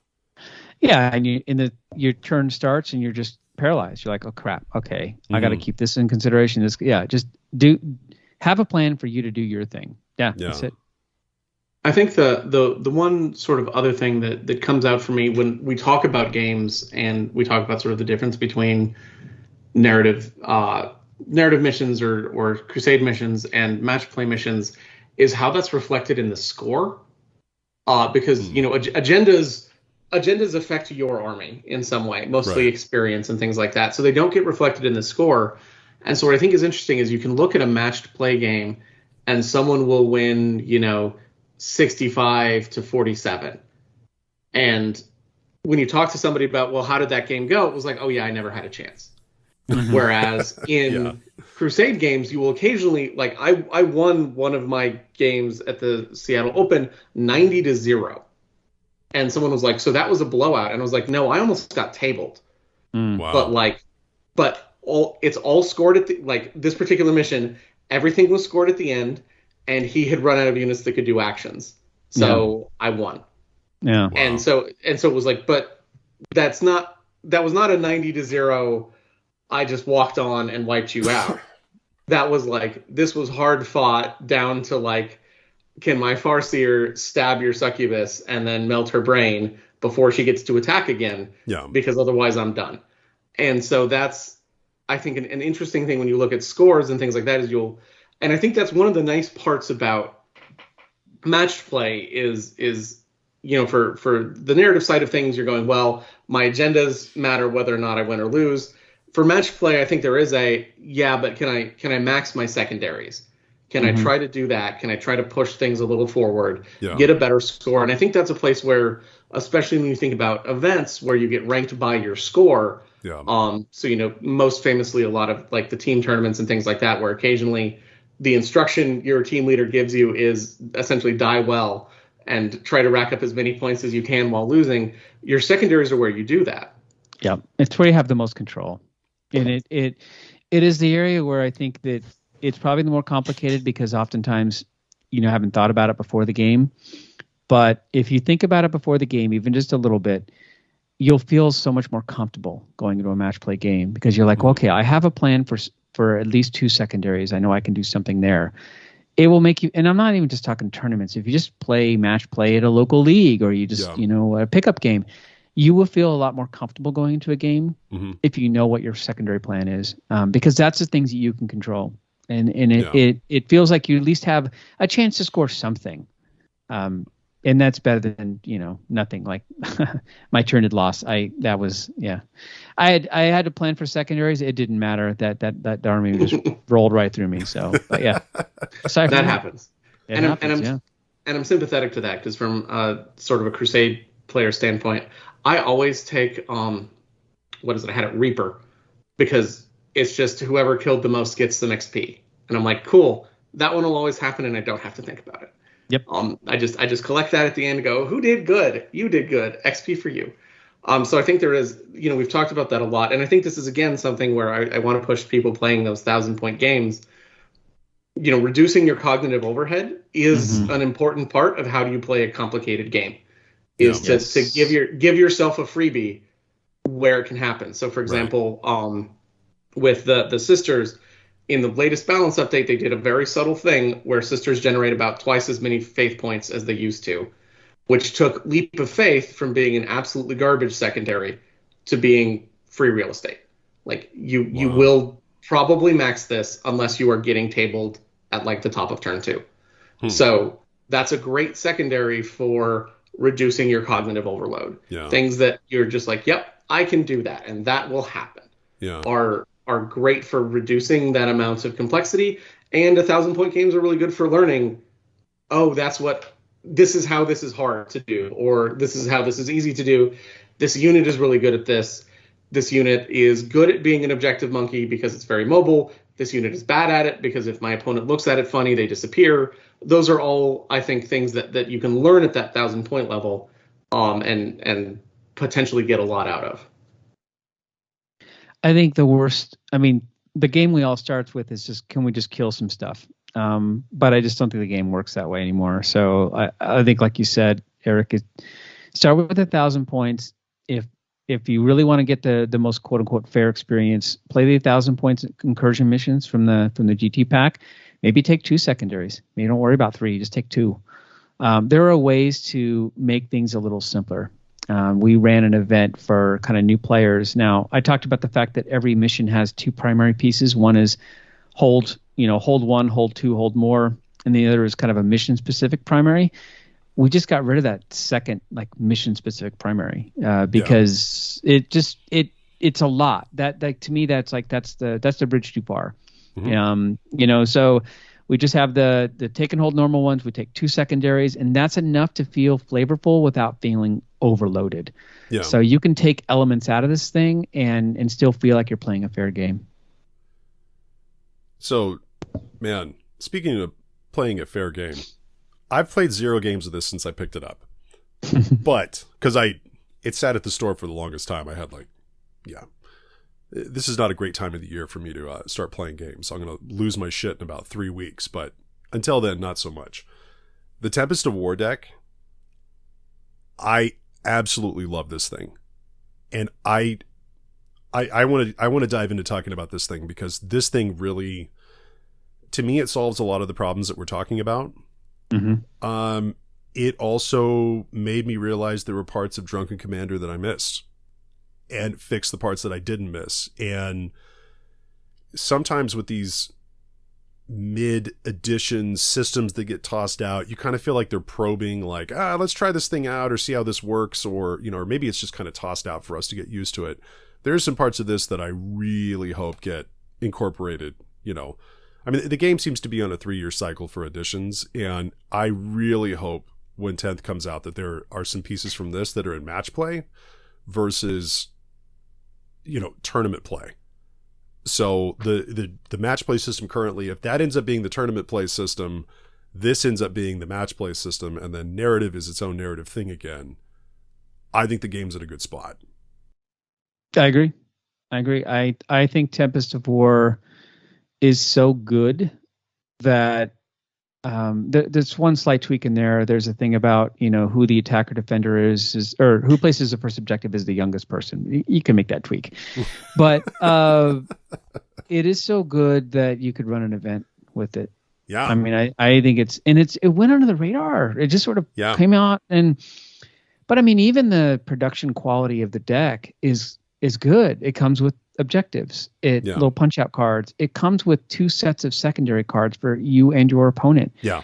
It's one of those things at Games Workshop, it almost feels like it's I think I read it was like a little passion project, but it feels like somebody came in and created this little thing and thought through everything, and it wasn't compromised by committee, and it was a nice little product that was kind of released with kind of the vision intact. And I basically, you take the GT pack and you make cards out of them.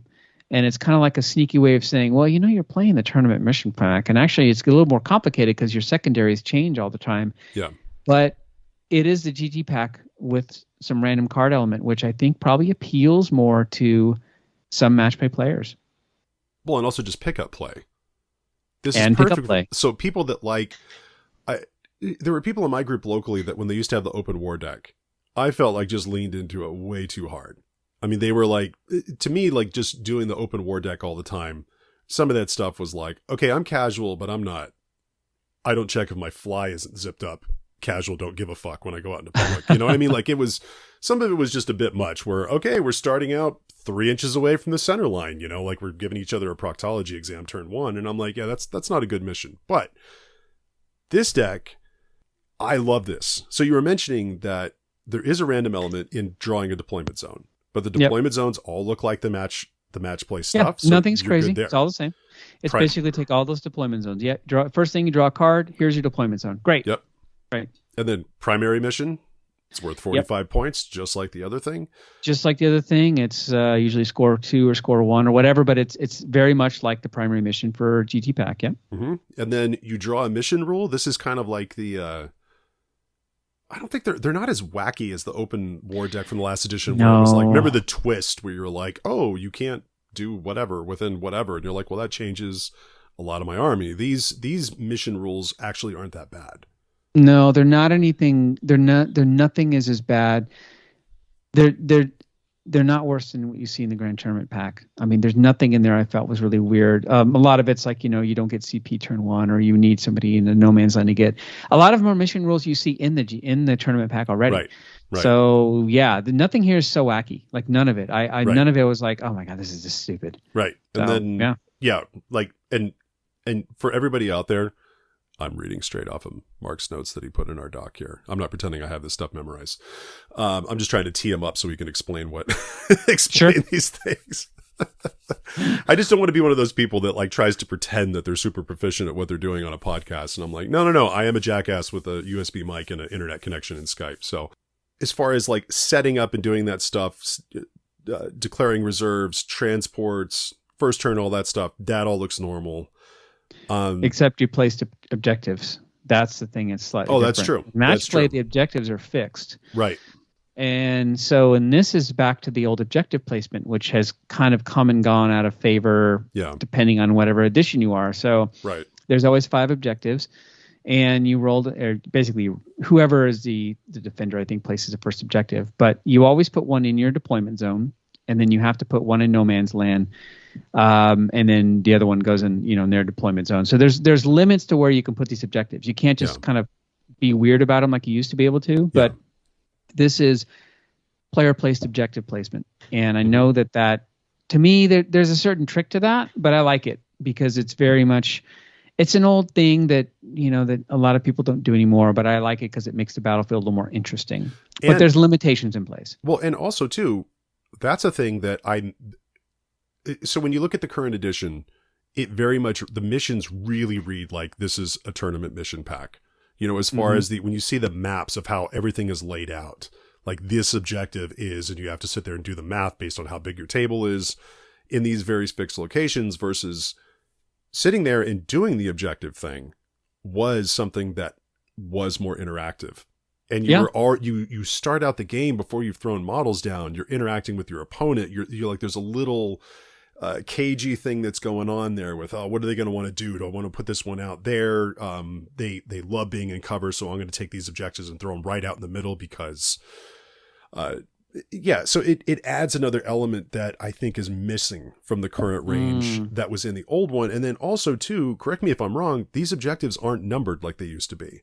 No, which was a they're big just problem. objectives. Which was a big problem back in the day, where you draw, hold objective 5, and you're like, oh, it's a Tau gun line, and they're sitting on top of it in the middle of their zone. Like, I want to go charge and do that, but I'm not going to pull that off this turn. There's no way. Yeah.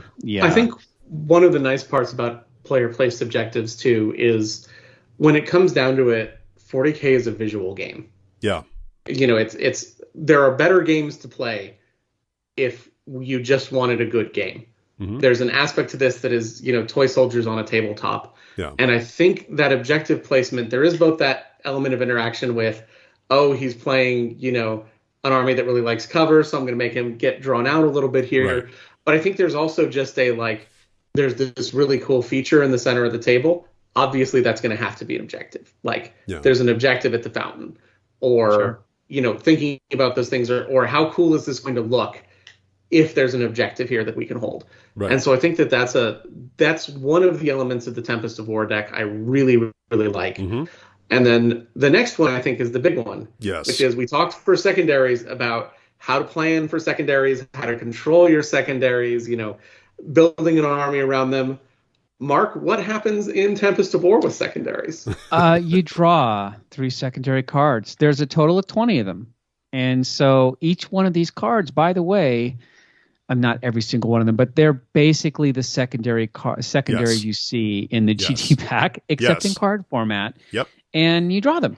So you draw 3 cards in your command phase, and you just draw 3 cards, and usually you can get about 5 points of secondary if you can score it that turn. And you can either, at the end of your turn, you can hold it or you can discard it. Or for 1 CP, when you first draw them, you can discard and draw a new one. So you really need to get up on those 5 points. But basically, you have 5-point cards. You draw 3 of them. It's like a new secondary every turn. And this is, I think, the key to the Tempest of War deck, is removing that element of being able to plan. Yeah. And that is, for me, I loved Maelstrom. I was one of, I think, Maelstrom's major proponents, at least in most of my groups, because I liked that ability to make an army do something it wasn't supposed to do. There was an objective in the Eldar Codex back in the day that was, charge, and you get like a VP if you charge with 1 unit, and like 3 VP if you charge with 2 units. Yeah. And so I'd charge with a unit of Guardians because I'm like, well, somebody's got to do something. Everybody forward. And I think that And I think that importantly both makes you think about how to play your army in a way that's not what you planned for. Yeah. And also I think that's a really good, one of the things I liked about it the most for Maelstrom was I was playing Eldar in 7th edition. I had accidentally a very good army because the same time I bought the Codex, I bought a bunch of jet bikes and a bunch of wave serpents, and that served me well for 2 editions in a row. And what was nice about Maelstrom is I'd have to do things that my army wasn't built for. So like my army at the time was built for blow my enemy off the table. So it was difficult to be like, yeah, but you need to hold a bunch of objectives, or you need to charge, or you need to do these things. And I think that's really good if we're talking about introducing players to the game. You have both the new player and you have their opponent. Yeah. Who, if they're an experienced player, we talked about in an early episode, sort of, once you understand the competitive landscape, you can't unsee it. Once you know what your good secondaries are and how your army works, It's hard to deliberately not take those. Yeah. And I think for this, you don't get the choice. And so I think there's a little bit of balancing there with neither one of you gets to choose your secondaries, which means both of you are reacting. It's a little bit random. And so you don't get the person who's like, no, I can absolutely max my 45 points. I'm good. It's a little bit of a draw. And that's really what I liked about Maelstrom. And I think that this accomplishes that. But as you said a couple times, Mark, draws from the GT tournament pack for the source of all its stuff, which I'm sure somewhere in there, like combinatorically, there's at least one mission that's bonkers. Sure. But generally speaking, all the deployment zones are reasonable. All the primary objectives are reasonable. There's nothing in there where you're just like, what? This doesn't make any sense. And similarly, there's no objectives. One of the complaints I had about Maelstrom was there was at least one that was essentially, if you're winning, you'll win more. Win more. Like, if you hold all the objectives, you get 15 victory points. And it was like, okay, cool. If I hold all the objectives, I win. Like I'm winning the game. Yeah. Thanks, cards. Right. And so I think that's a question that I do have, because I have the Tempest of War deck, but have not had a chance to play it. Are the psychic objectives in there? And then what happens if you don't have a psychic army? Because that was the great house rule for Maelstrom, is if you can't accomplish this, discard it. Yes, a lot of the cards basically have that. So if you can't do this thing, then you can discard it for free. They learn their lesson, I think, from that. So there's a couple, like, if you have an infantry unit, do this thing. If you don't have an infantry unit, discard it. So that's the big issue, I think, with so like I'm running a knight army and I draw a secondary that requires an infantry unit to do an action. Well, that's cool and all, but I don't have an infantry unit. Well, it'll just say just discard it. Yeah. So that's basically trying to think if there's any. I'll have to look through it, but I don't remember. But essentially there is ways around it so that you don't actually have to worry about having to get a secondary card that you possibly can't. Your army was not built to do. Yeah. So with this, when I read through this thing, this is where I purchased this because I want to play it, and when I go to introduce new players, this is really what I want to do with them. And the one thing when I was reading through it that I just kept thinking, I was like, my God, this is like perfect training wheels for a player who's trying to learn secondaries, right? Because like you mentioned, Mark, they are almost exactly the ones in book form on a deck that's fixed. I don't think they're going to update these things like they do, every 6 months, where, maybe they're, I mean, when you think about like the basic rulebook version of oh my God, am I doing this right? Bring It Down versus, later it was reduced, so like Drukhari players were just hosed by that one. And then when they reduced like the wound count for how many you would get, it completely changed the game. But if you're sticking with just this, it's a static system that is, I'm assuming, won't get updates.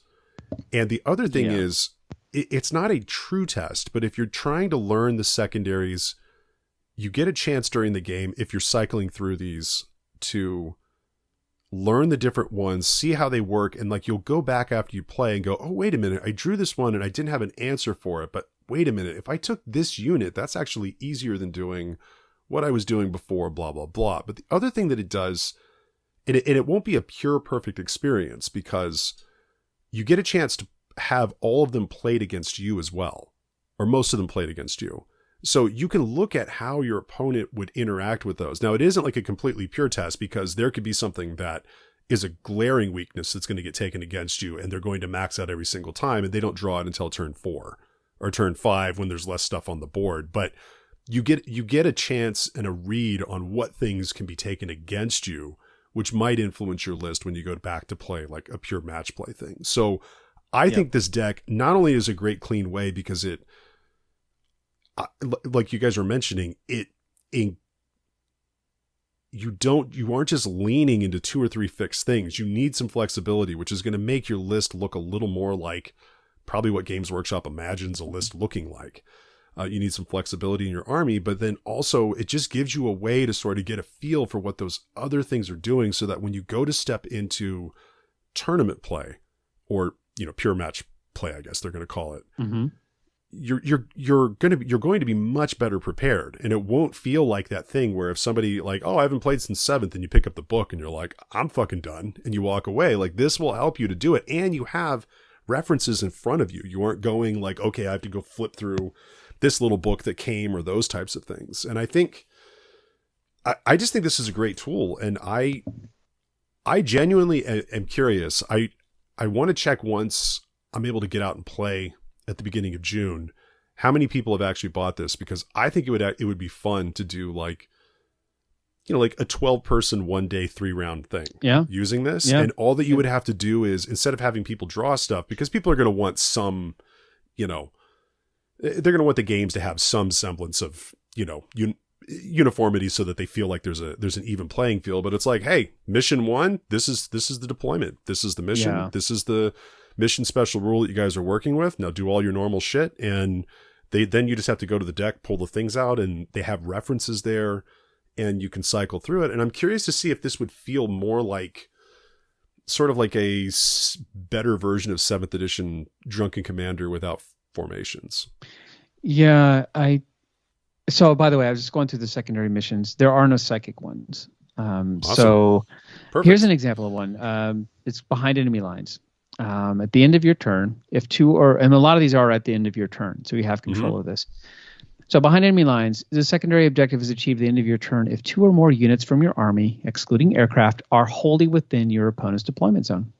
If you only have 1 unit remaining, so they're basically giving you if there's only one thing, then it can be achieved instead, but you only get 2 points. But if you have 2 units in there, you get 5 points. Yeah. So you'll see that a lot as like if you only have 1 unit left, or you don't have any infantry left, or there's ways to do these things, but it's basically trying to, because you could draw this on your 5th turn, turn 5, and you have 1 unit left. Well, you'll still score 2 points for this thing. Yeah. So that's how all of these secondaries are. Nothing here is insane. Here's another one: is investigate site. 1 unit from your army can perform this action at the end of your movement phase if it's within 6 inches of the center of the battlefield. It's complete at the end of your turn. Again, it's another end of your turn, provided the unit is still wholly within 6 inches and there are no enemy units. So you have to clear the center of enemy units and put something in there to perform an action. If a unit has fewer than 5 models when this action is completed, it is still achieved, but you can score 2 points versus 5. So like I have a knight that goes to investigate sites. Well, I have less than 5 models in that unit, so I only get 2 versus a unit that has more models. I'll get 5 out of it.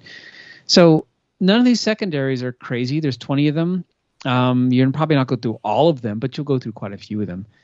And to me, what I hated about Drunken Commander, aka Maelstrom, the ones I didn't realize this is what I didn't like about it. What I didn't like about it was hold objective 1, which their entire Tau gun line is on. Oh, what's my second one? Defend objective 1. Oh, and the whole Tau gun line's on there. Okay, well, these are junk. So I think removing the hold or defend objective numbers 1 through 6, when they remove that, it removes some of the drunken feel to Maelstrom. Yeah. I think that's a big change. That's a really important one generally for the game. Is the removal of numbered deploying. I think, Brian, as you talk about sort of introducing new players, and I think we've talked a lot about people who played in 6th and 7th or 5th and are starting to come back, I think this speaks to also how they build their armies. At the time, I think this was mythical at the time, but people pretended it wasn't. I think it's definitely mythical now. People had this notion of the all-comers list. Yeah. And that I just have my army, and this is my army, and it's what I play. And I think that was never really real. But I think a lot of people want to try to build that army.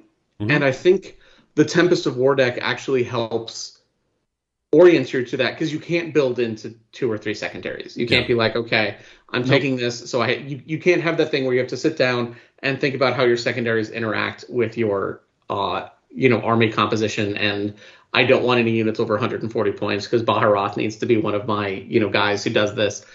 You can't plan that way. And so I think it does build a more flexible army that's not necessarily built into, okay, but I have to take this or I can't take this in order to do that. So I think that will be sort of comforting to people who are used to that mode of army composition. What's interesting is it actually reward better gameplay versus list play. Does that make sense? Like list building, because I mean,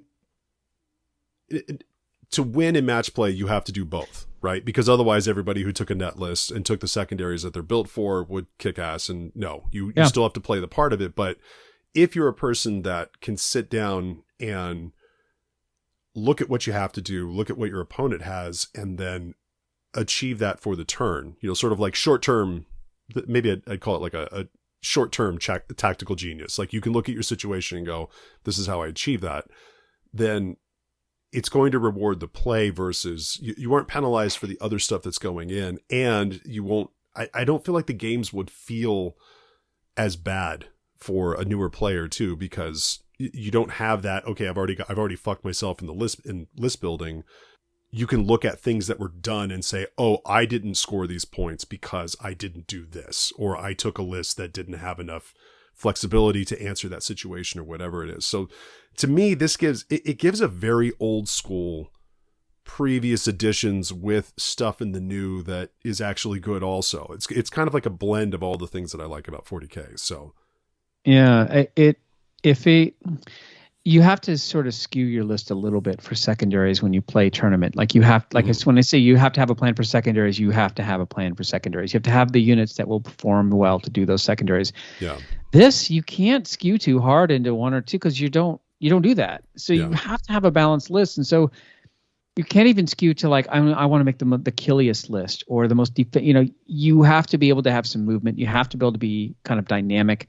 Yeah. You need a balanced list to kind of do this. So I think if you don't go to events, if tournaments, or maybe you go to one tournament a year just for the heck of it, but if you're mostly a garage match play gamer or casual competitive, as most, there's a lot of people out there, I would just play this all day, every day. To me, this is the better system than GT because it does feel more dynamic and it feels more interactive.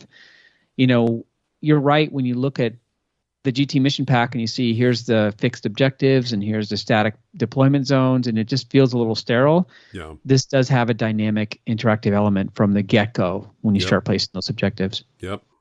And I think it does push, I think what Brian, you had sort of said is, I think it pushes learning adaptability in your army, and I think that pushes you to learn what your army can do. Normally when I take jet bikes, I shoot with jet bikes because they're just massive gun platforms. But if I have to hold something, maybe I start learning exactly what that 6-inch auto advance does, where the power is there. Or my suicide autarch who just leaps forward and attacks something. Like, no, now I need to start thinking about can she hold objectives instead? And I think that's a really important aspect for things is learning adaptability, starting to challenge yourself to use different units. Like, man, I'm really struggling with the ones where I have to perform an action. Maybe I need to think about how I perform actions or my mobility. I'm playing a gun line, and that gets really hard when I have to go get to the center of the board and do something. So I think that there's a lot of learning there that will make you a better player. And then I think the other thing is I often argued this with Maelstrom, but I think Maelstrom had enough wackiness that you'd have to play a lot of games for this to be good. But it is random, so inevitably you're going to have a turn where you're like, man, I can accomplish none of this, and that sucks. But randomness is balanced over many games. Because just like dice and just like anything else, you will eventually converge to the average. That's how the law of large numbers works. That's just math. So one of the things is as you play with, your buddies in your garage or at an event or something like that, I think the randomness of this does help bring some more balance to the game. I've often joked that the most balanced game is a fair coin toss. We could just, roll to see who goes first, and whoever does that wins. That's technically a balanced game. It's not very much fun, but it is balanced. And I think that one of the important parts here is that, it has that random aspect, and there's going to inevitably be some salt when you draw something terrible. I don't think it has the Maelstrom problem of, I do remember once that I drew the destroy a building one and kill a psyker one versus like Tau, and I was like, cool, nothing matters. That's I believe the day we house ruled that if this just doesn't work, you can toss it. But I think that balance will show up, and I think people should not be afraid of that randomness. And I think that randomness will keep things a little bit fresher because, like you said, Mark, there are nine missions or 18 if you play a mix of 2,000 point and 1,000 point games. But eventually, you will have played all of those. Mm-hmm. And I think that one of the things that's nice about the Tempest of War deck is you don't know when you roll up what you're playing, and there is a little bit of mixture there.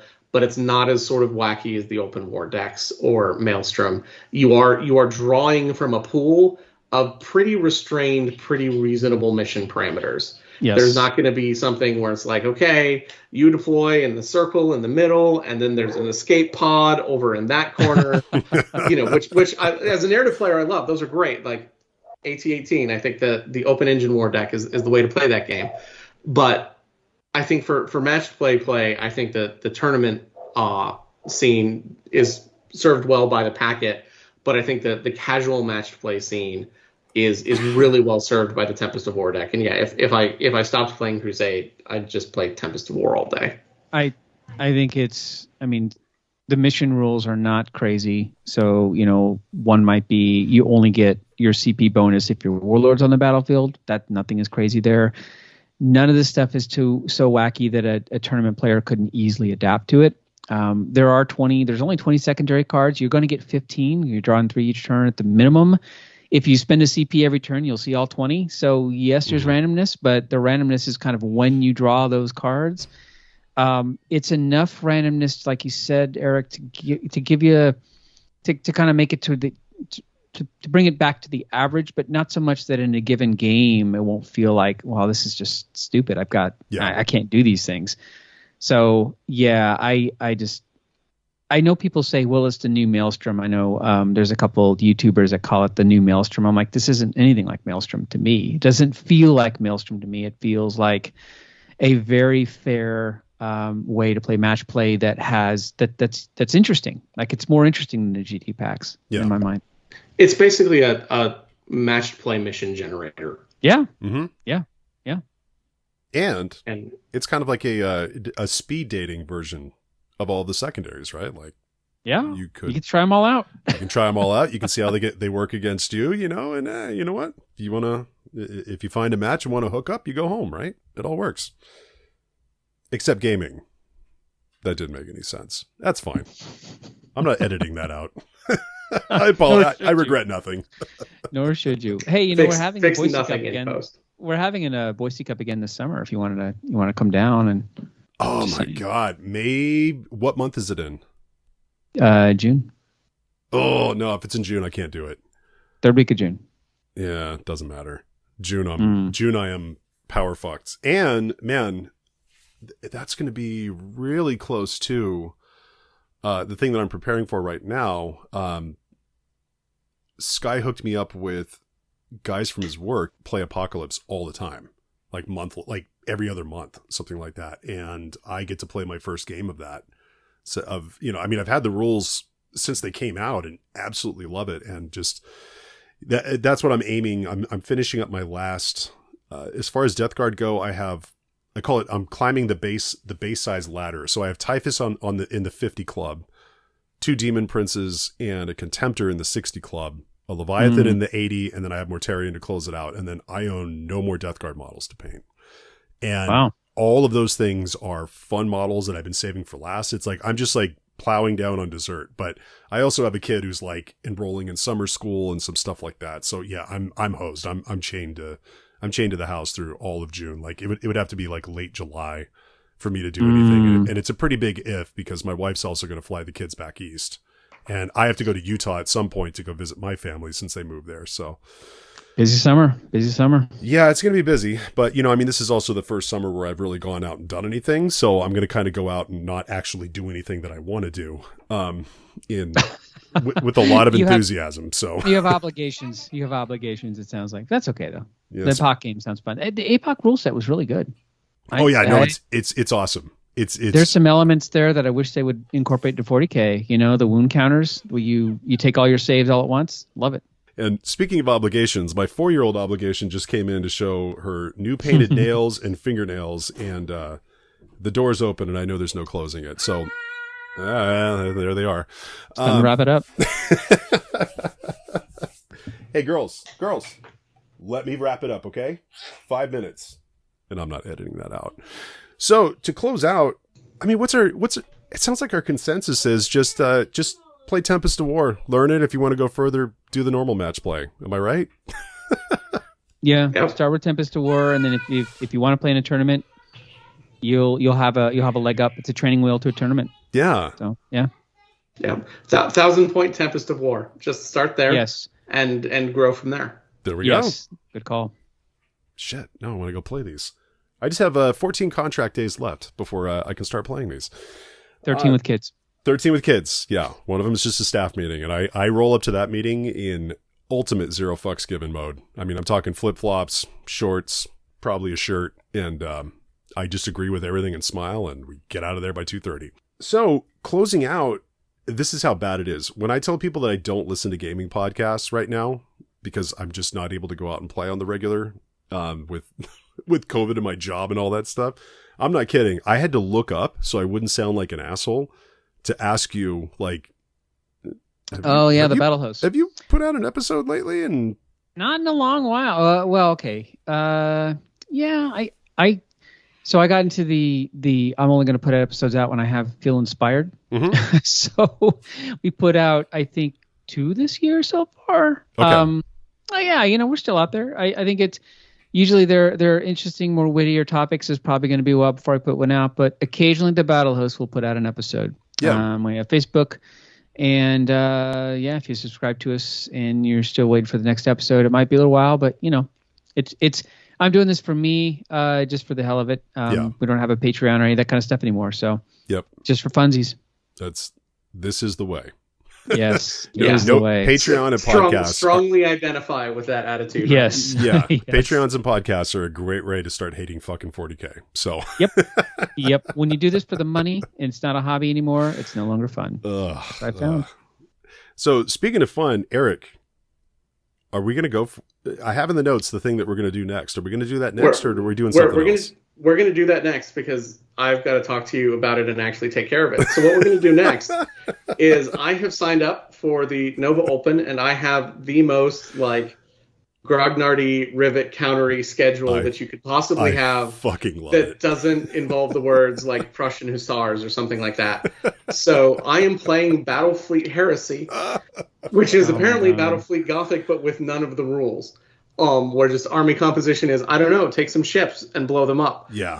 So I've never done that. And so Brian, our Battlefleet Gothic expert, and I are going to talk about what the hell I'm doing. So in my mind, I was like, oh God, do I just sit down with you and help you do this? And then we do an episode after so we can try to talk about it? No, fuck that. No.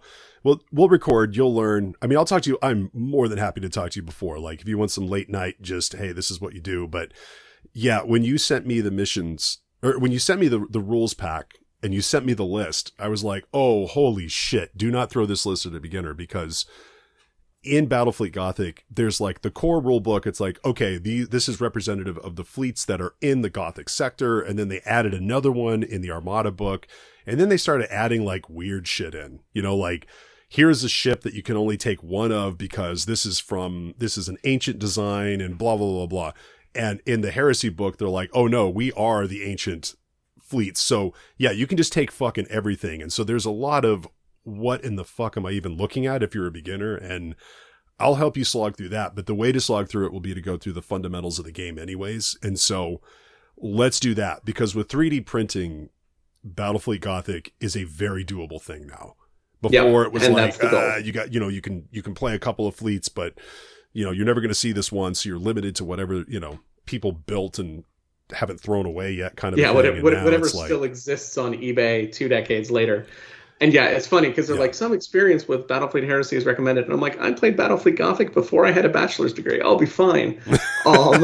So I'll be fine, tenured professor. so we'll see how well that works. So yeah, that's our next episode is oh my God, Brian pulling my ass out of the fire. Oh my while God. I desperately 3D print an Imperial fleet. Oh my God. Yeah, you're probably going to need to start printing that early. Yeah, we need to talk beforehand. That's the plan. Is we should talk about list composition so I can start printing it. Okay. And then for the episode, you can tell me what the hell any of this. Tell means. you what the fuck you're looking at and how you do things with it. So, oh my god, I'm so excited.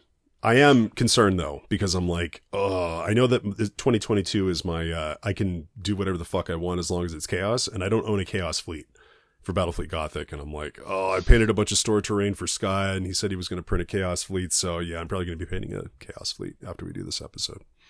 Sweet. It's fun. Yeah, I think you're more stoked for this episode than I am, which is hilarious. it's my self-inflicted wound, but I'm looking forward to it because specialist games are best games. Oh my god, yes. Oh my god, yes. Well, Mark, thanks for coming on, man. It's been too long, and I'm bummed that I can't make that tournament in June because yeah, it would have been fun to get the fuck out of the house, especially after this year. Like every teacher I know is just like, yeah. I get to June and I'm done, and none of us have been this fucking done in June. Like, or, at the end of May going into June, like we all need a break. But I don't know, man. That narrative event that you guys had a little while ago, like I'm like, I might be able to swing that next time. We'll do something really like that again. I'll make sure you know for sure. Cool. But yeah. Thanks for having me on. Absolutely. All right, everybody. Till next time, when we take the heresy train straight into space.